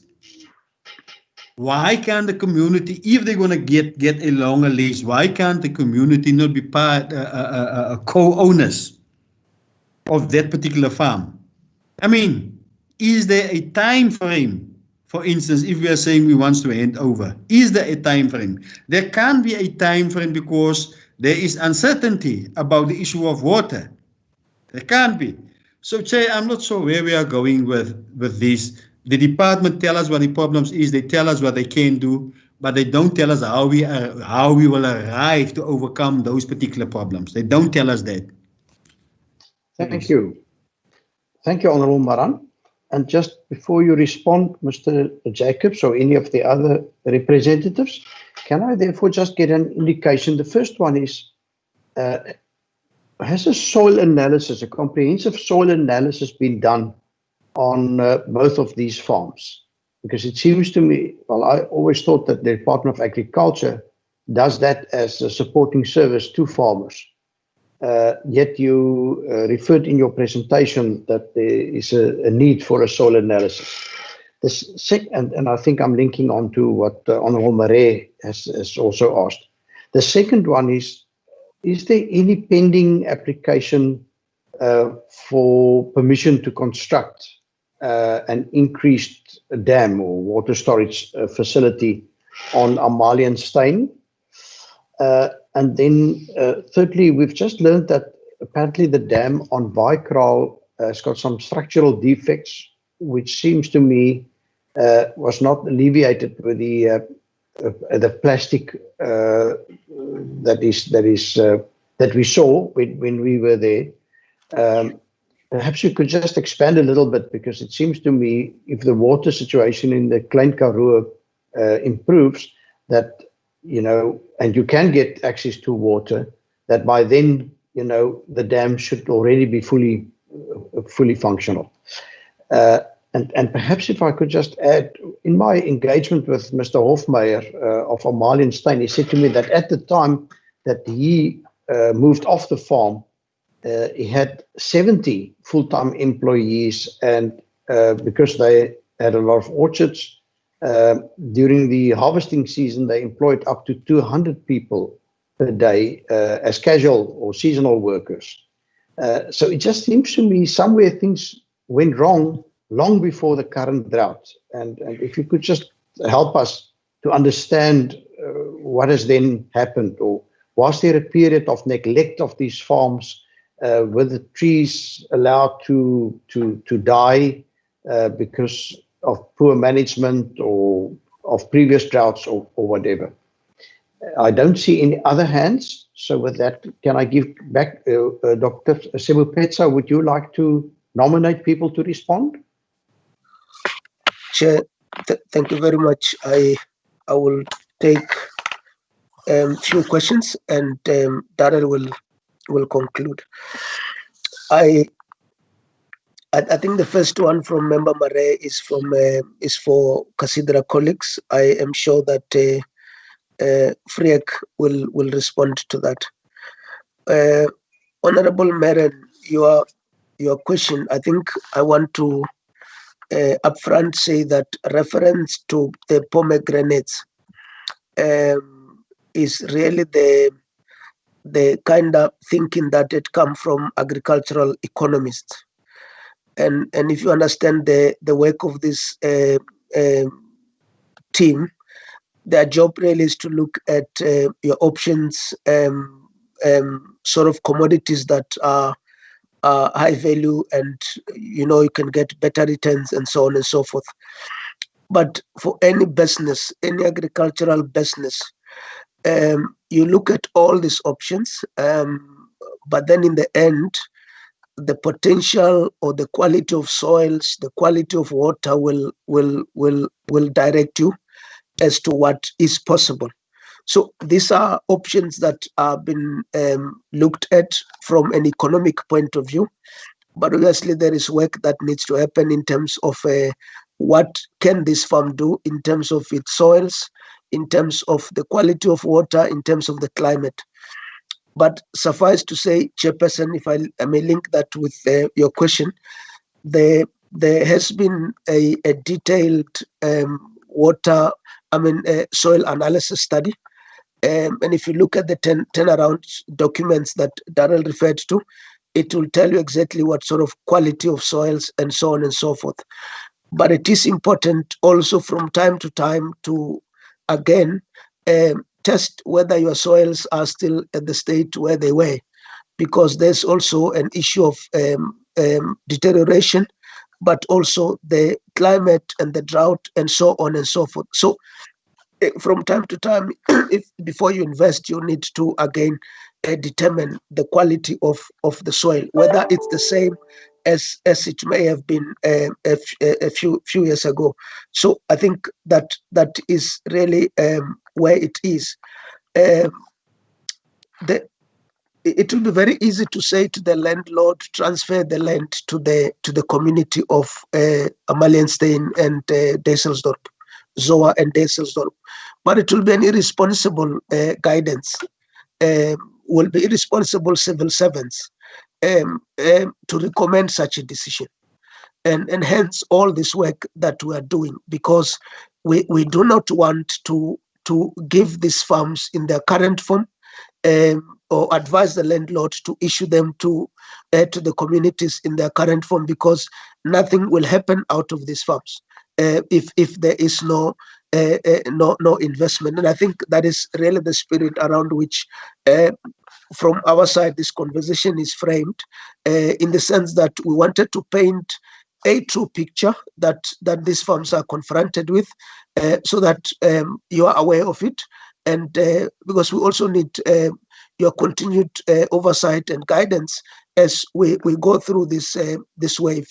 In the end, we want to transfer these farms. We want to say to the landlord, we think the time has come, these farms need to be transferred. But it will be responsible to advise such a transfer in the current position. Chair, I want to invite Darrell, with your permission, to respond to some questions, please. Thank you. Thank you very much, Chairperson. I think just around Vaikraal, and I'm pleased to say, one of the structural concerns around the dam at Vaikraal was inspected on the 10th of July by the dam engineer of the Department of Water and Sanitation, and we're currently studying his report at this point, so, because we've only just received the report. So we are still studying it, but it is something that we are engaging the appropriate national department to try to resolve, because we recognize that the strengthening of the dam wall is absolutely critical, given some of the cracks which appeared. I think the turnaround strategy, it started in 2010, and Member Maria is correct that we needed to start out at the point in time that we began to assume operational or management of the farm. There was a turnaround strategy that was developed. I think it's been adequately communicated that our funding was a challenge, but we're now in 2010, and given climate change, given some of the challenges which exist, it is important that we update that turnaround strategy, and that's really what we are saying. We believe we need to do it. We believe that it's not been irresponsible. It has been very responsible, given the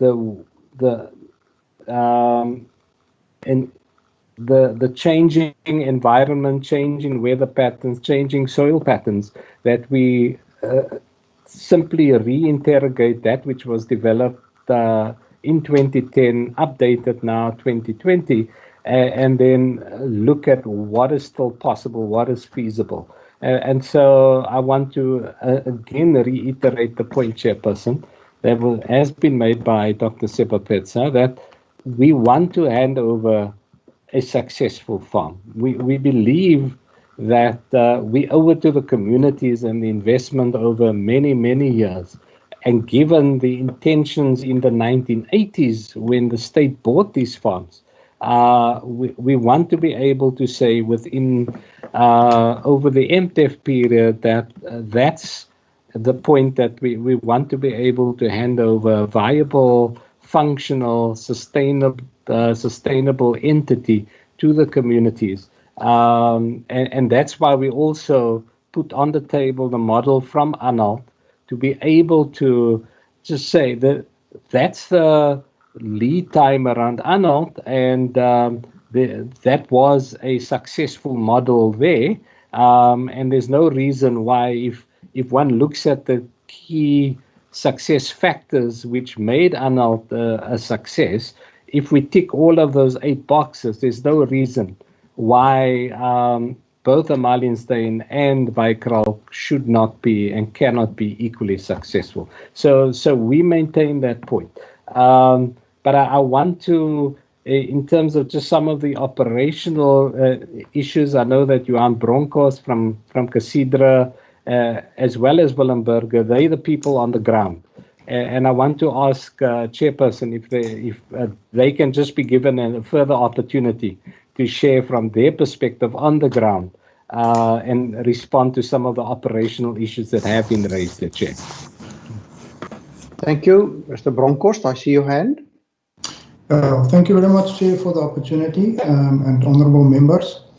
I would like to respond on Honourable Member Marais' questions on the water study. The first water study that I can remember was done in 2001 already for Malianstein, and that was updated recently in 2016. And as is currently the case, it was always the issue of the funds needed for the dam. It was very, very high amounts. The training center that the Honourable Marais referred to is, I just want to make it clearer that it was not to train the staff or the people of Malianstein. It was a separate venture for Malianstein to maybe train students, say that has just completed Elsenburg, to give them practical exposure, and then from Malianstein they can maybe go on to become farmers. As to the training of staff, there are and were comprehensive training plans for both farms, and most of the administration and the management is done by the farm personnel. We've also had training plans for the community in the past, when we still hoped that the farm would be transferred to the trusts. There were very, very comprehensive training plans, and we actually built Arnold's training plan on those training plans. Then the risk issue, there were risk analysis done for both farms, and we still do risk analysis every year. The soil analysis has been referred to. Obviously, that was done in the beginning when Cathedral started managing the farms, and it was again done in 2010. But when you look at soil analysis, it's done for specific crops and for the suitability for specific crops. And obviously now, if you do a replanting after 10 years, and there's possibly other crops now that we're looking at, then in 2010, you will need to update that soil analysis. The normal soil analysis to see if the soil needs what fertilizer, that is done basically every year for both farms. Then on the Vicral Dam, I can maybe also give a bit more information. Chairperson, you have asked about the vandalism in the past. I think there was 2 cases that I can remember of vandalism where people cut out pieces of the plastic of the dam. And it's usually not very big. Maybe it's about 20 by 10 meters or 10 by 10 meters, I can't remember. But it is very expensive to repair it because there's very specialized equipment that you need to put plastic back into that hole and then paste or secure that plastic to the rest of the plastic. So I'm under correction, but I think one of those repairs cost Vicral in the region of 100,000 rand.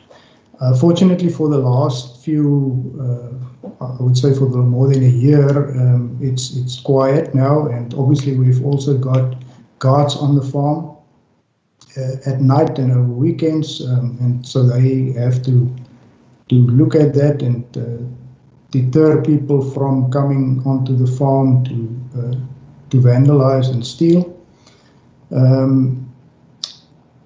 Then back, sorry, I've not everything is here in chronological order that I've written down. The water situation at Malianstein, where when Mr. Hofmeyer was still there, he asked about the orchards and the people that he employed.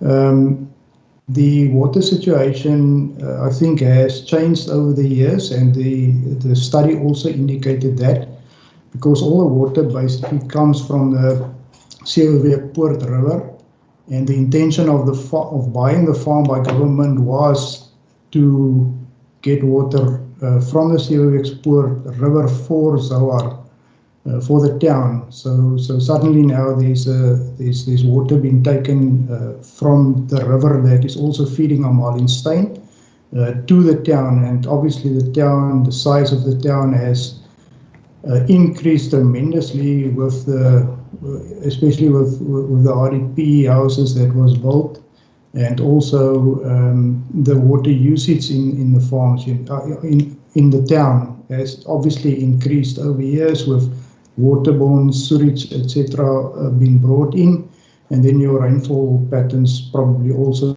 changed, and that is all addressed in the water study that is available.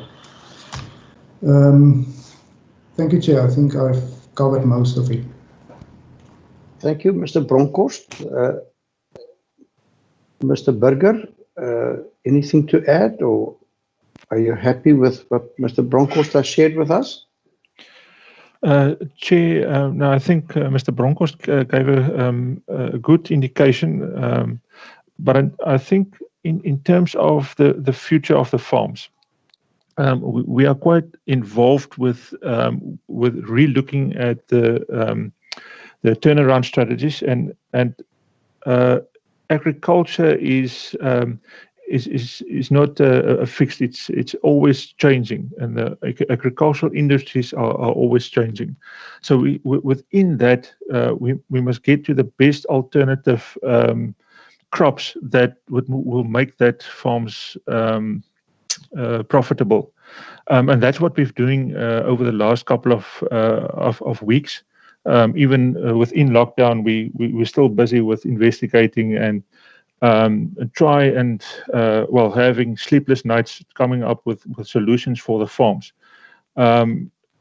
We have to recognize that we must start with what we have, and with the limitations of in terms of the water limitations of the farm. So that is our point of departure, and we are busy planning those farms, and we have some solutions that we have been investigating, and hopefully can start implementing in the nearby future. One must also remember that especially Vicral is part of a bigger developmental process of the Duiselsdorp area, where other farms are also involved. So we're also looking at industries that will benefit the whole region, and not just the Vicral farm. I think that's all from me at this stage. Thank you, Mr. Burger. Just a question from my side. Surely some studies were done on, for example, a dam for Malianstein. That's where you came up with the 57 million. So my question is just, at what stage do you apply to the Department of Water Affairs for permission? Do you first secure the funding and then you apply? Or do you first, after your initial studies, apply and then start looking for the money? Once you've secured the rights to construct a dam. Chair, it's John Bronkhorst again. I will try to respond. But Willem can also help me. It's not my area of expertise. But this, as I understand it, the study that was done, the water study, was a first part of a bigger idea that was proposed. So the water study had to link in with the turnaround that Mr. Burger is busy with currently. And then, so you know, after the water study, you must do all the studies of what are you going to plant with that water, what are you going to irrigate with the water, and then see if that will render the farm profitable. From that, you get, there could, other things could come up. So, and then the idea was to go with that, with the whole proposal. At that stage, I said the whole proposal must then go to the Western Cape government, and I think from there you will then apply for water license.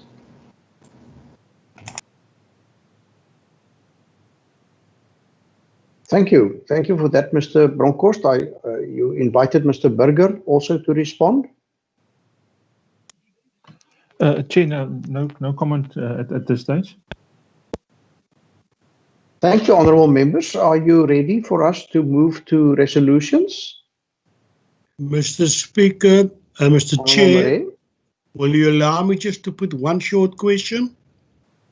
Yes, absolutely, Honourable Murray. And would that be the last, if the other members agree with that? Yes, it will be the very last, sir. Thank you. You'll have the last word then, Honourable Murray. Chair, no. Thank you. It will be the last from me, sir. Don't speak for the other members. I see Honourable Maran has also raised his hand. Thank you. Yeah, okay. I made some, I asked some questions. None of them were responded to. They didn't respond whether they're prepared to get secondary cooperatives to join them, like the Griquas West Cooperative. They never mentioned anything. They now say that they did a water study in 2001. Okay. I don't know if the department has received it, and if the department was informed and the department knew about it. What did the water study say? And how come, if the water study said that there's not going to be water or it's going to be a drought, why do you only apply now to build a dam 20 years later? And then the risk analysis. Risk is probability of the risk. What will be the impact and how would you maximize your response? And nothing that you said in here is indicative that you have really taken note of whatever the risk analysis brought forward. I assume it will be the same as what you every year tell us. No water, there's drought.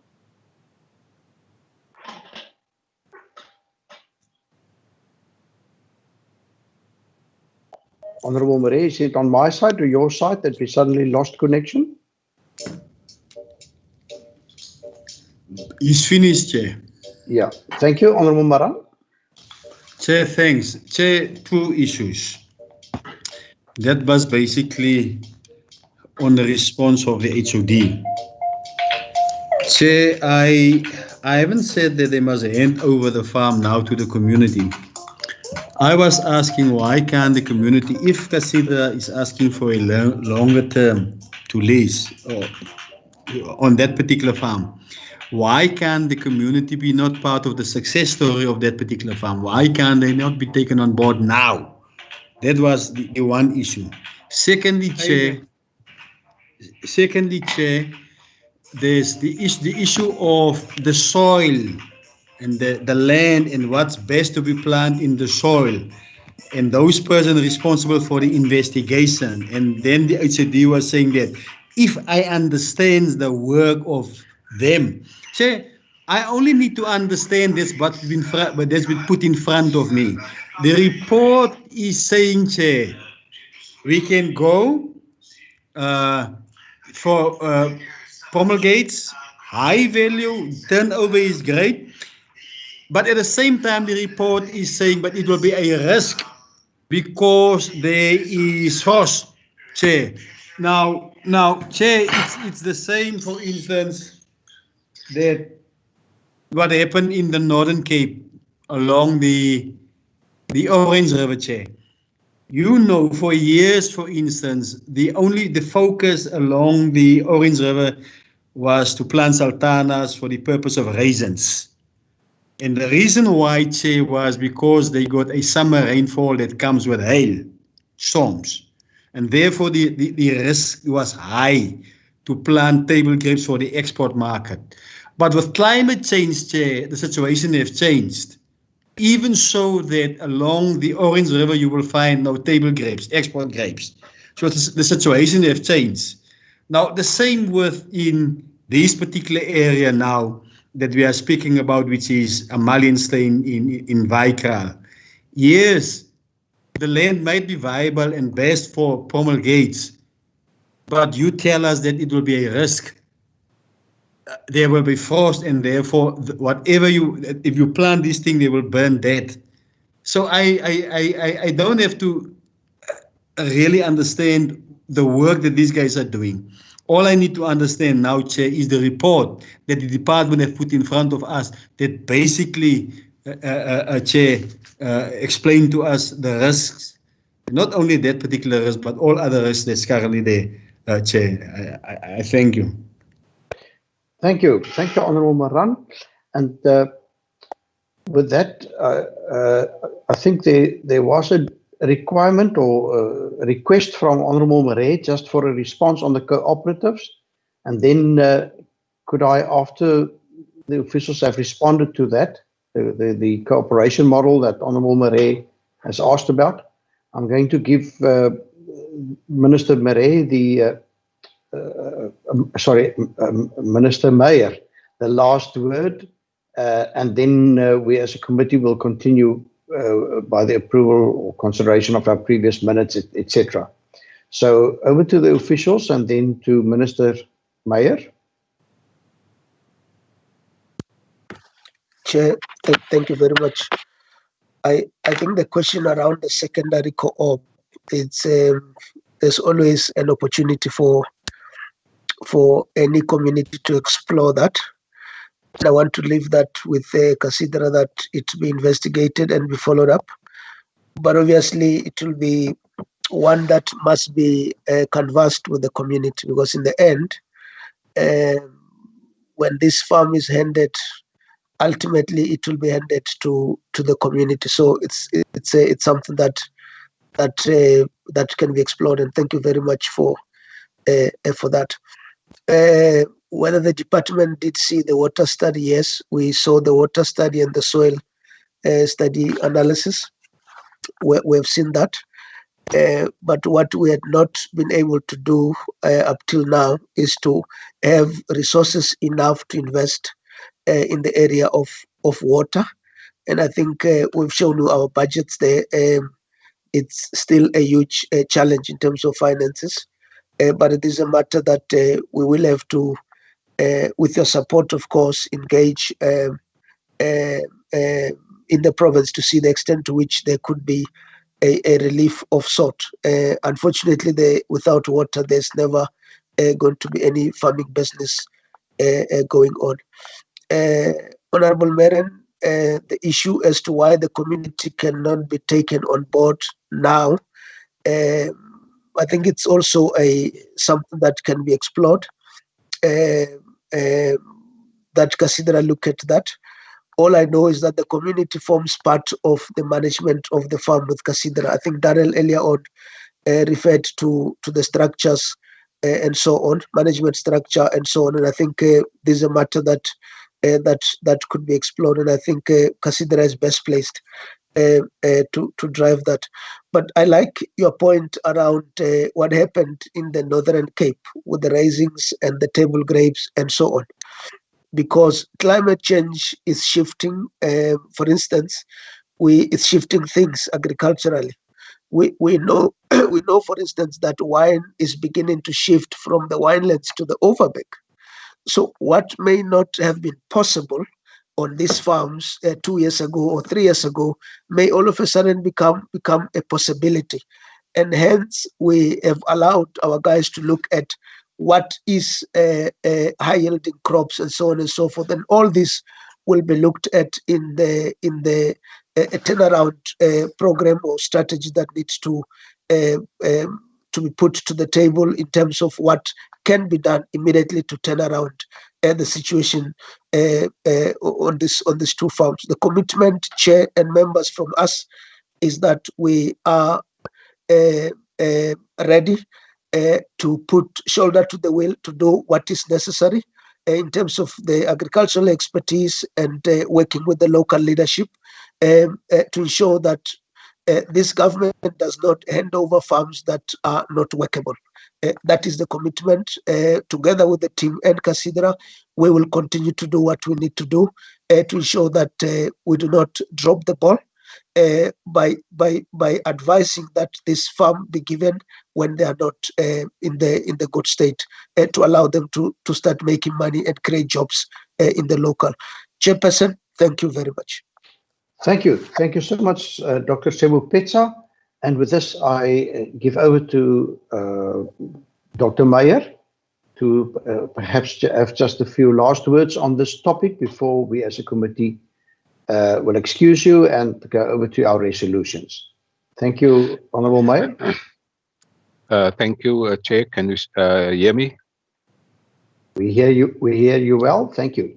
Okay. Thank you, colleagues, and thank you for these bringing this matters under the attention here of this committee. I really appreciate the discussion, and I listen to all sides of the story with an open mind and with a clear mind, not with a defensive mind. So I want to really genuinely, from the bottom of my heart, want to express my thanks and appreciation for the discussion.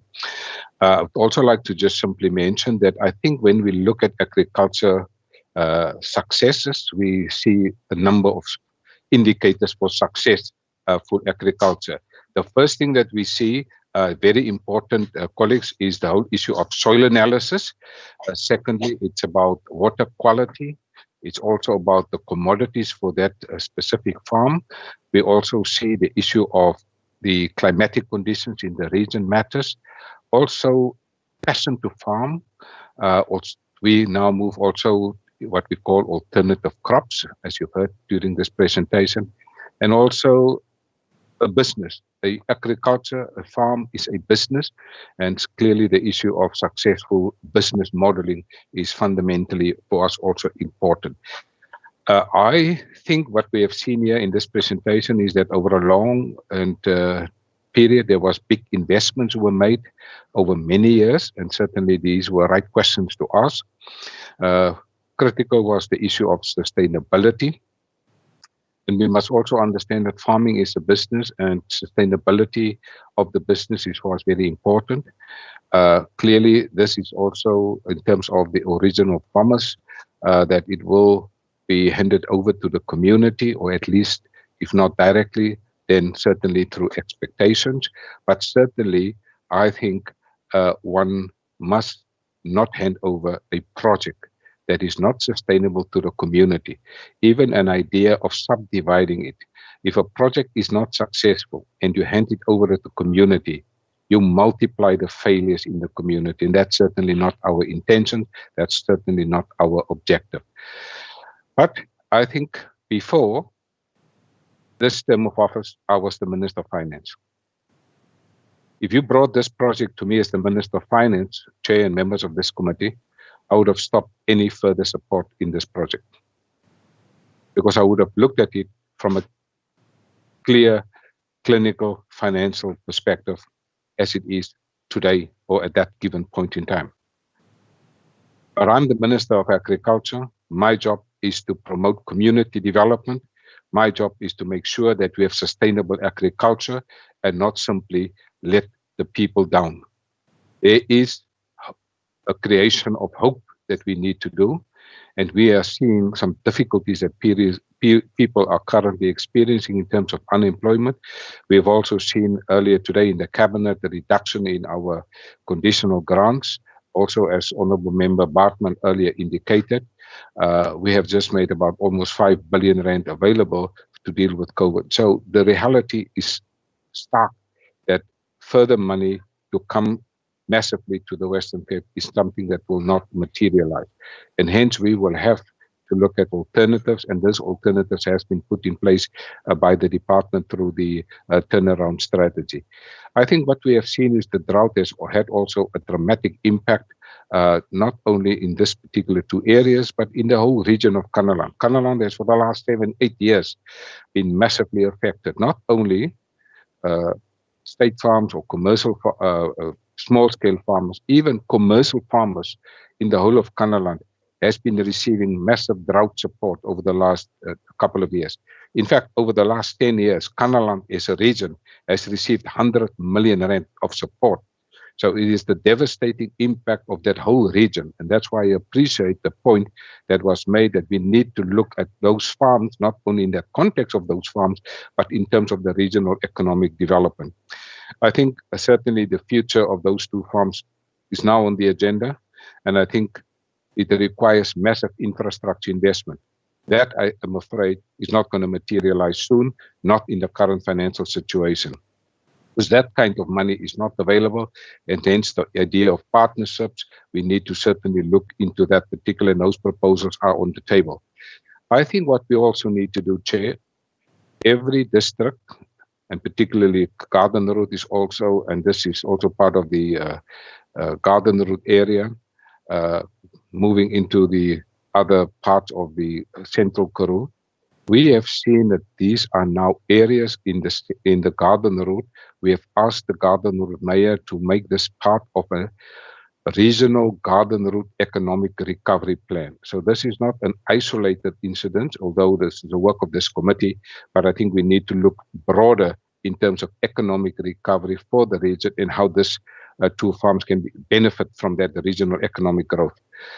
I think I want to propose to this committee that we come back the next 3 months in the middle of October so that we can monitor the progress by mid-October. I think that the issues that were raised by members of this committee are legitimate, and I think certainly the next 3 months we need to come back to this committee to report on certain progress.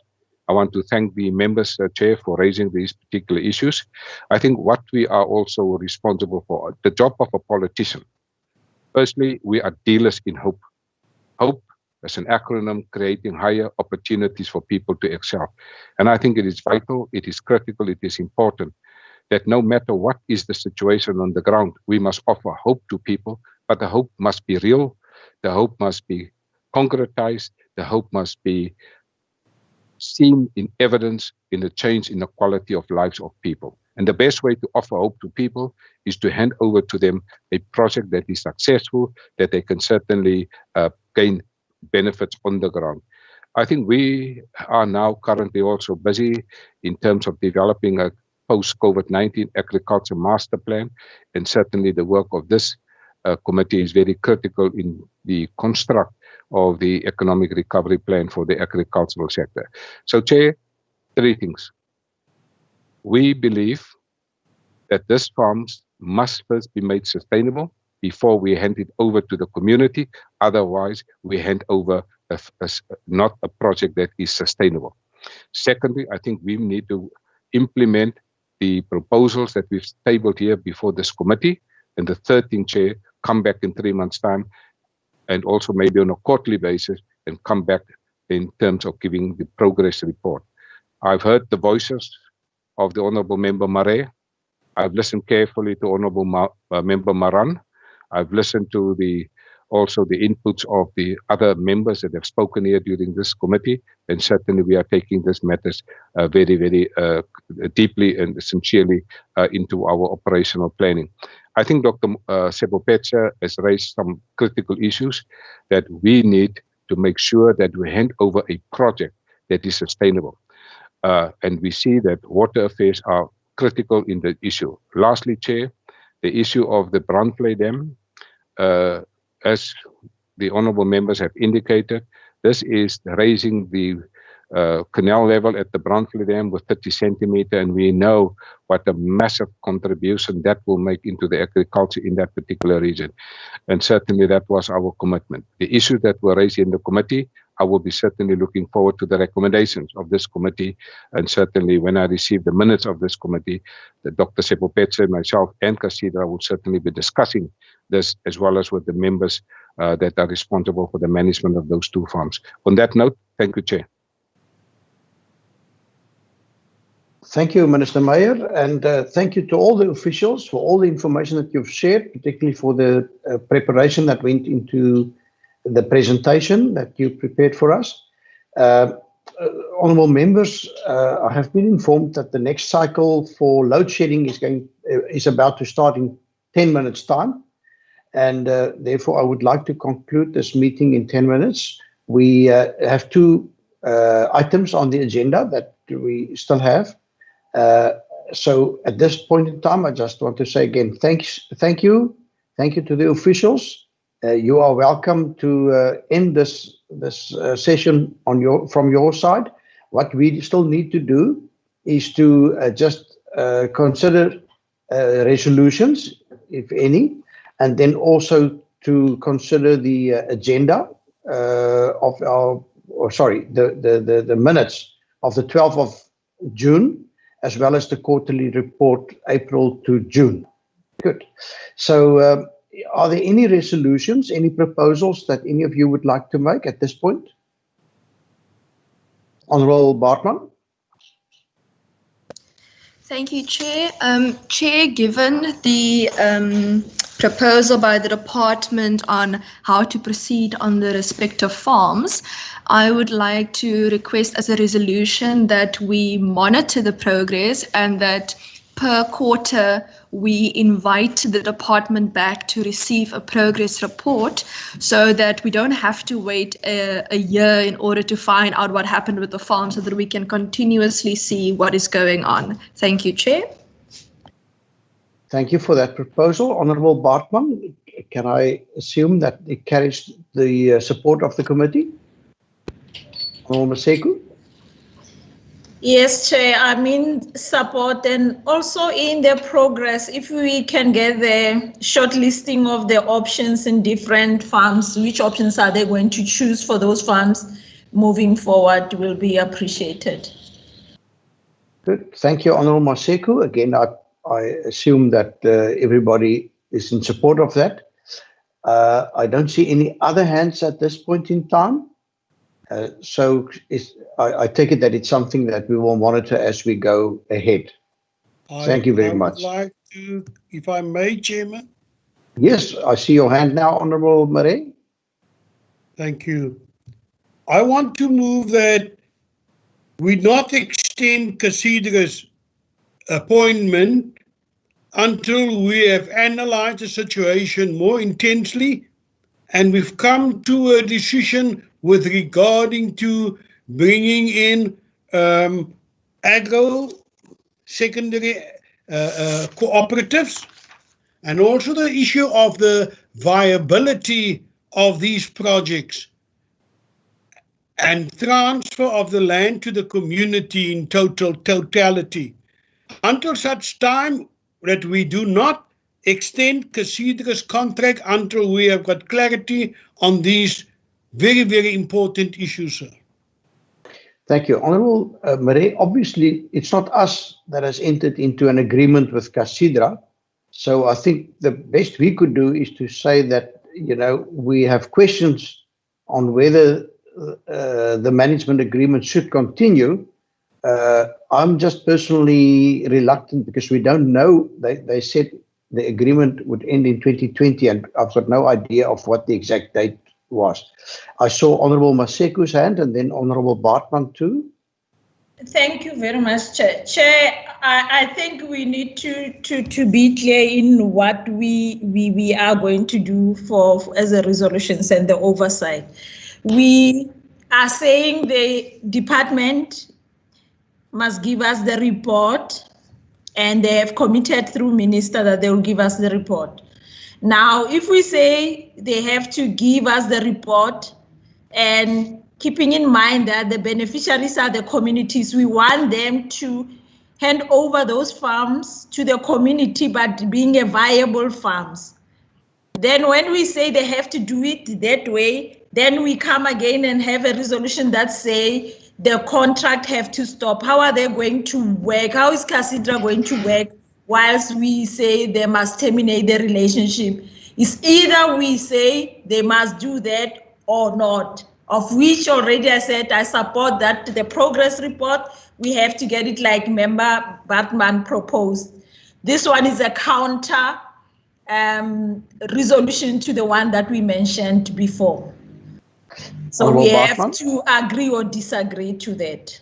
Thank you. Honourable Bartman, and then I see Honourable Marais' hand is up again.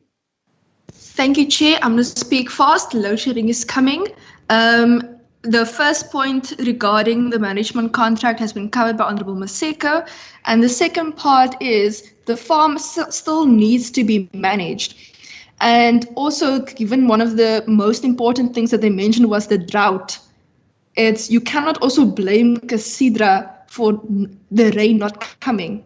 So we need to not make a decision like on the spot just because we don't necessarily like what the farm looks like at the moment. We need to take all the factors into consideration, and we can't just not have a farm that is not being managed at the moment. So I do believe we should wait for the report on the matter. Thank you.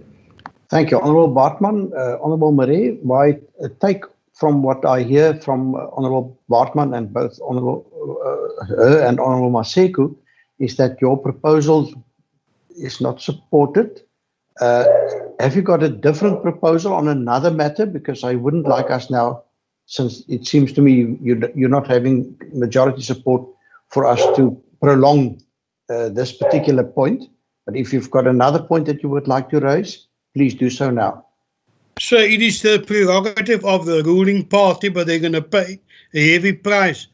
But nevertheless, we allowing Cathedral for 10 years to do an evaluation of their own worthlessness.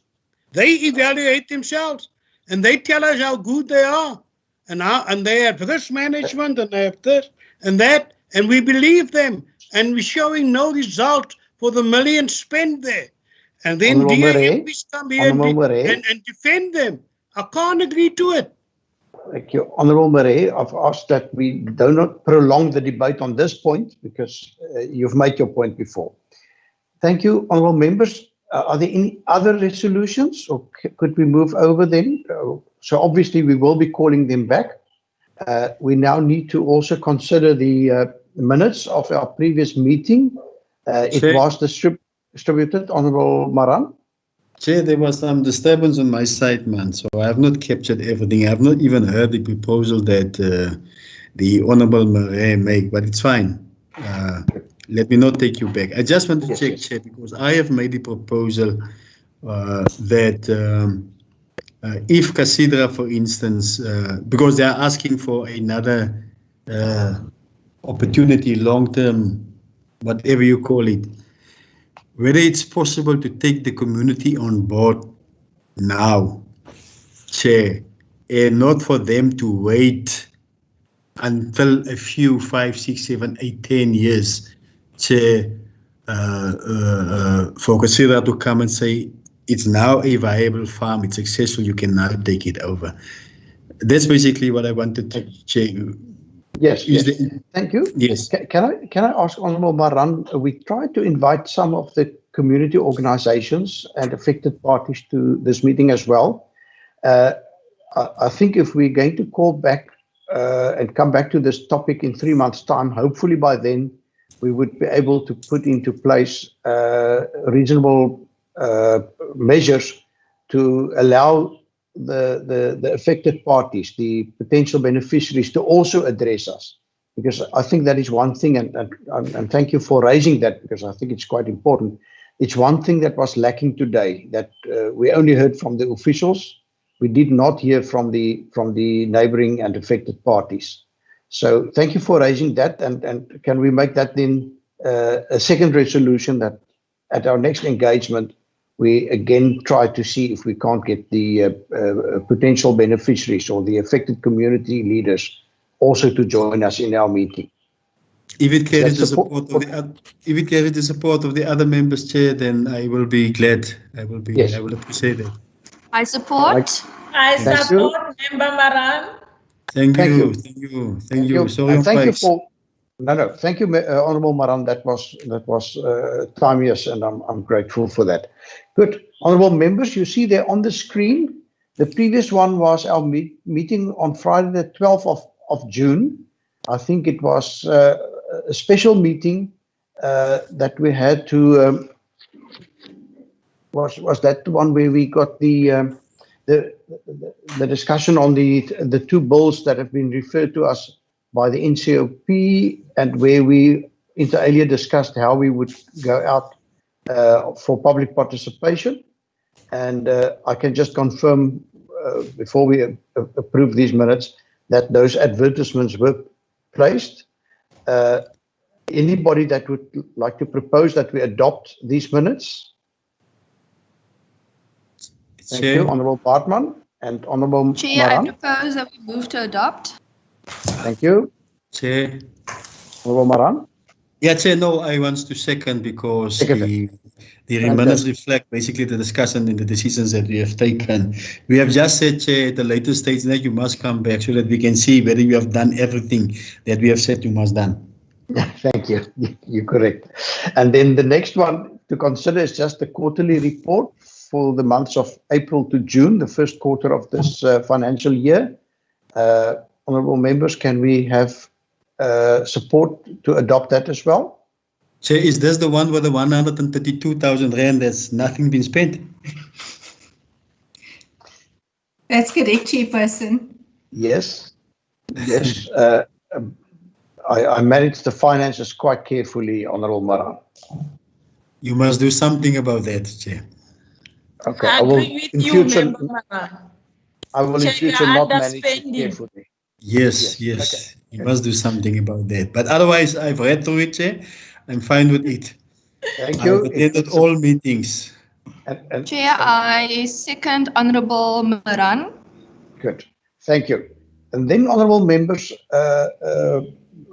can I just inform you that we received an invitation from Cape Nature to visit their Kogelberg development. They have constructed a number of new cabins or chalets for tourists, and they've also won an architectural prize for the design of that.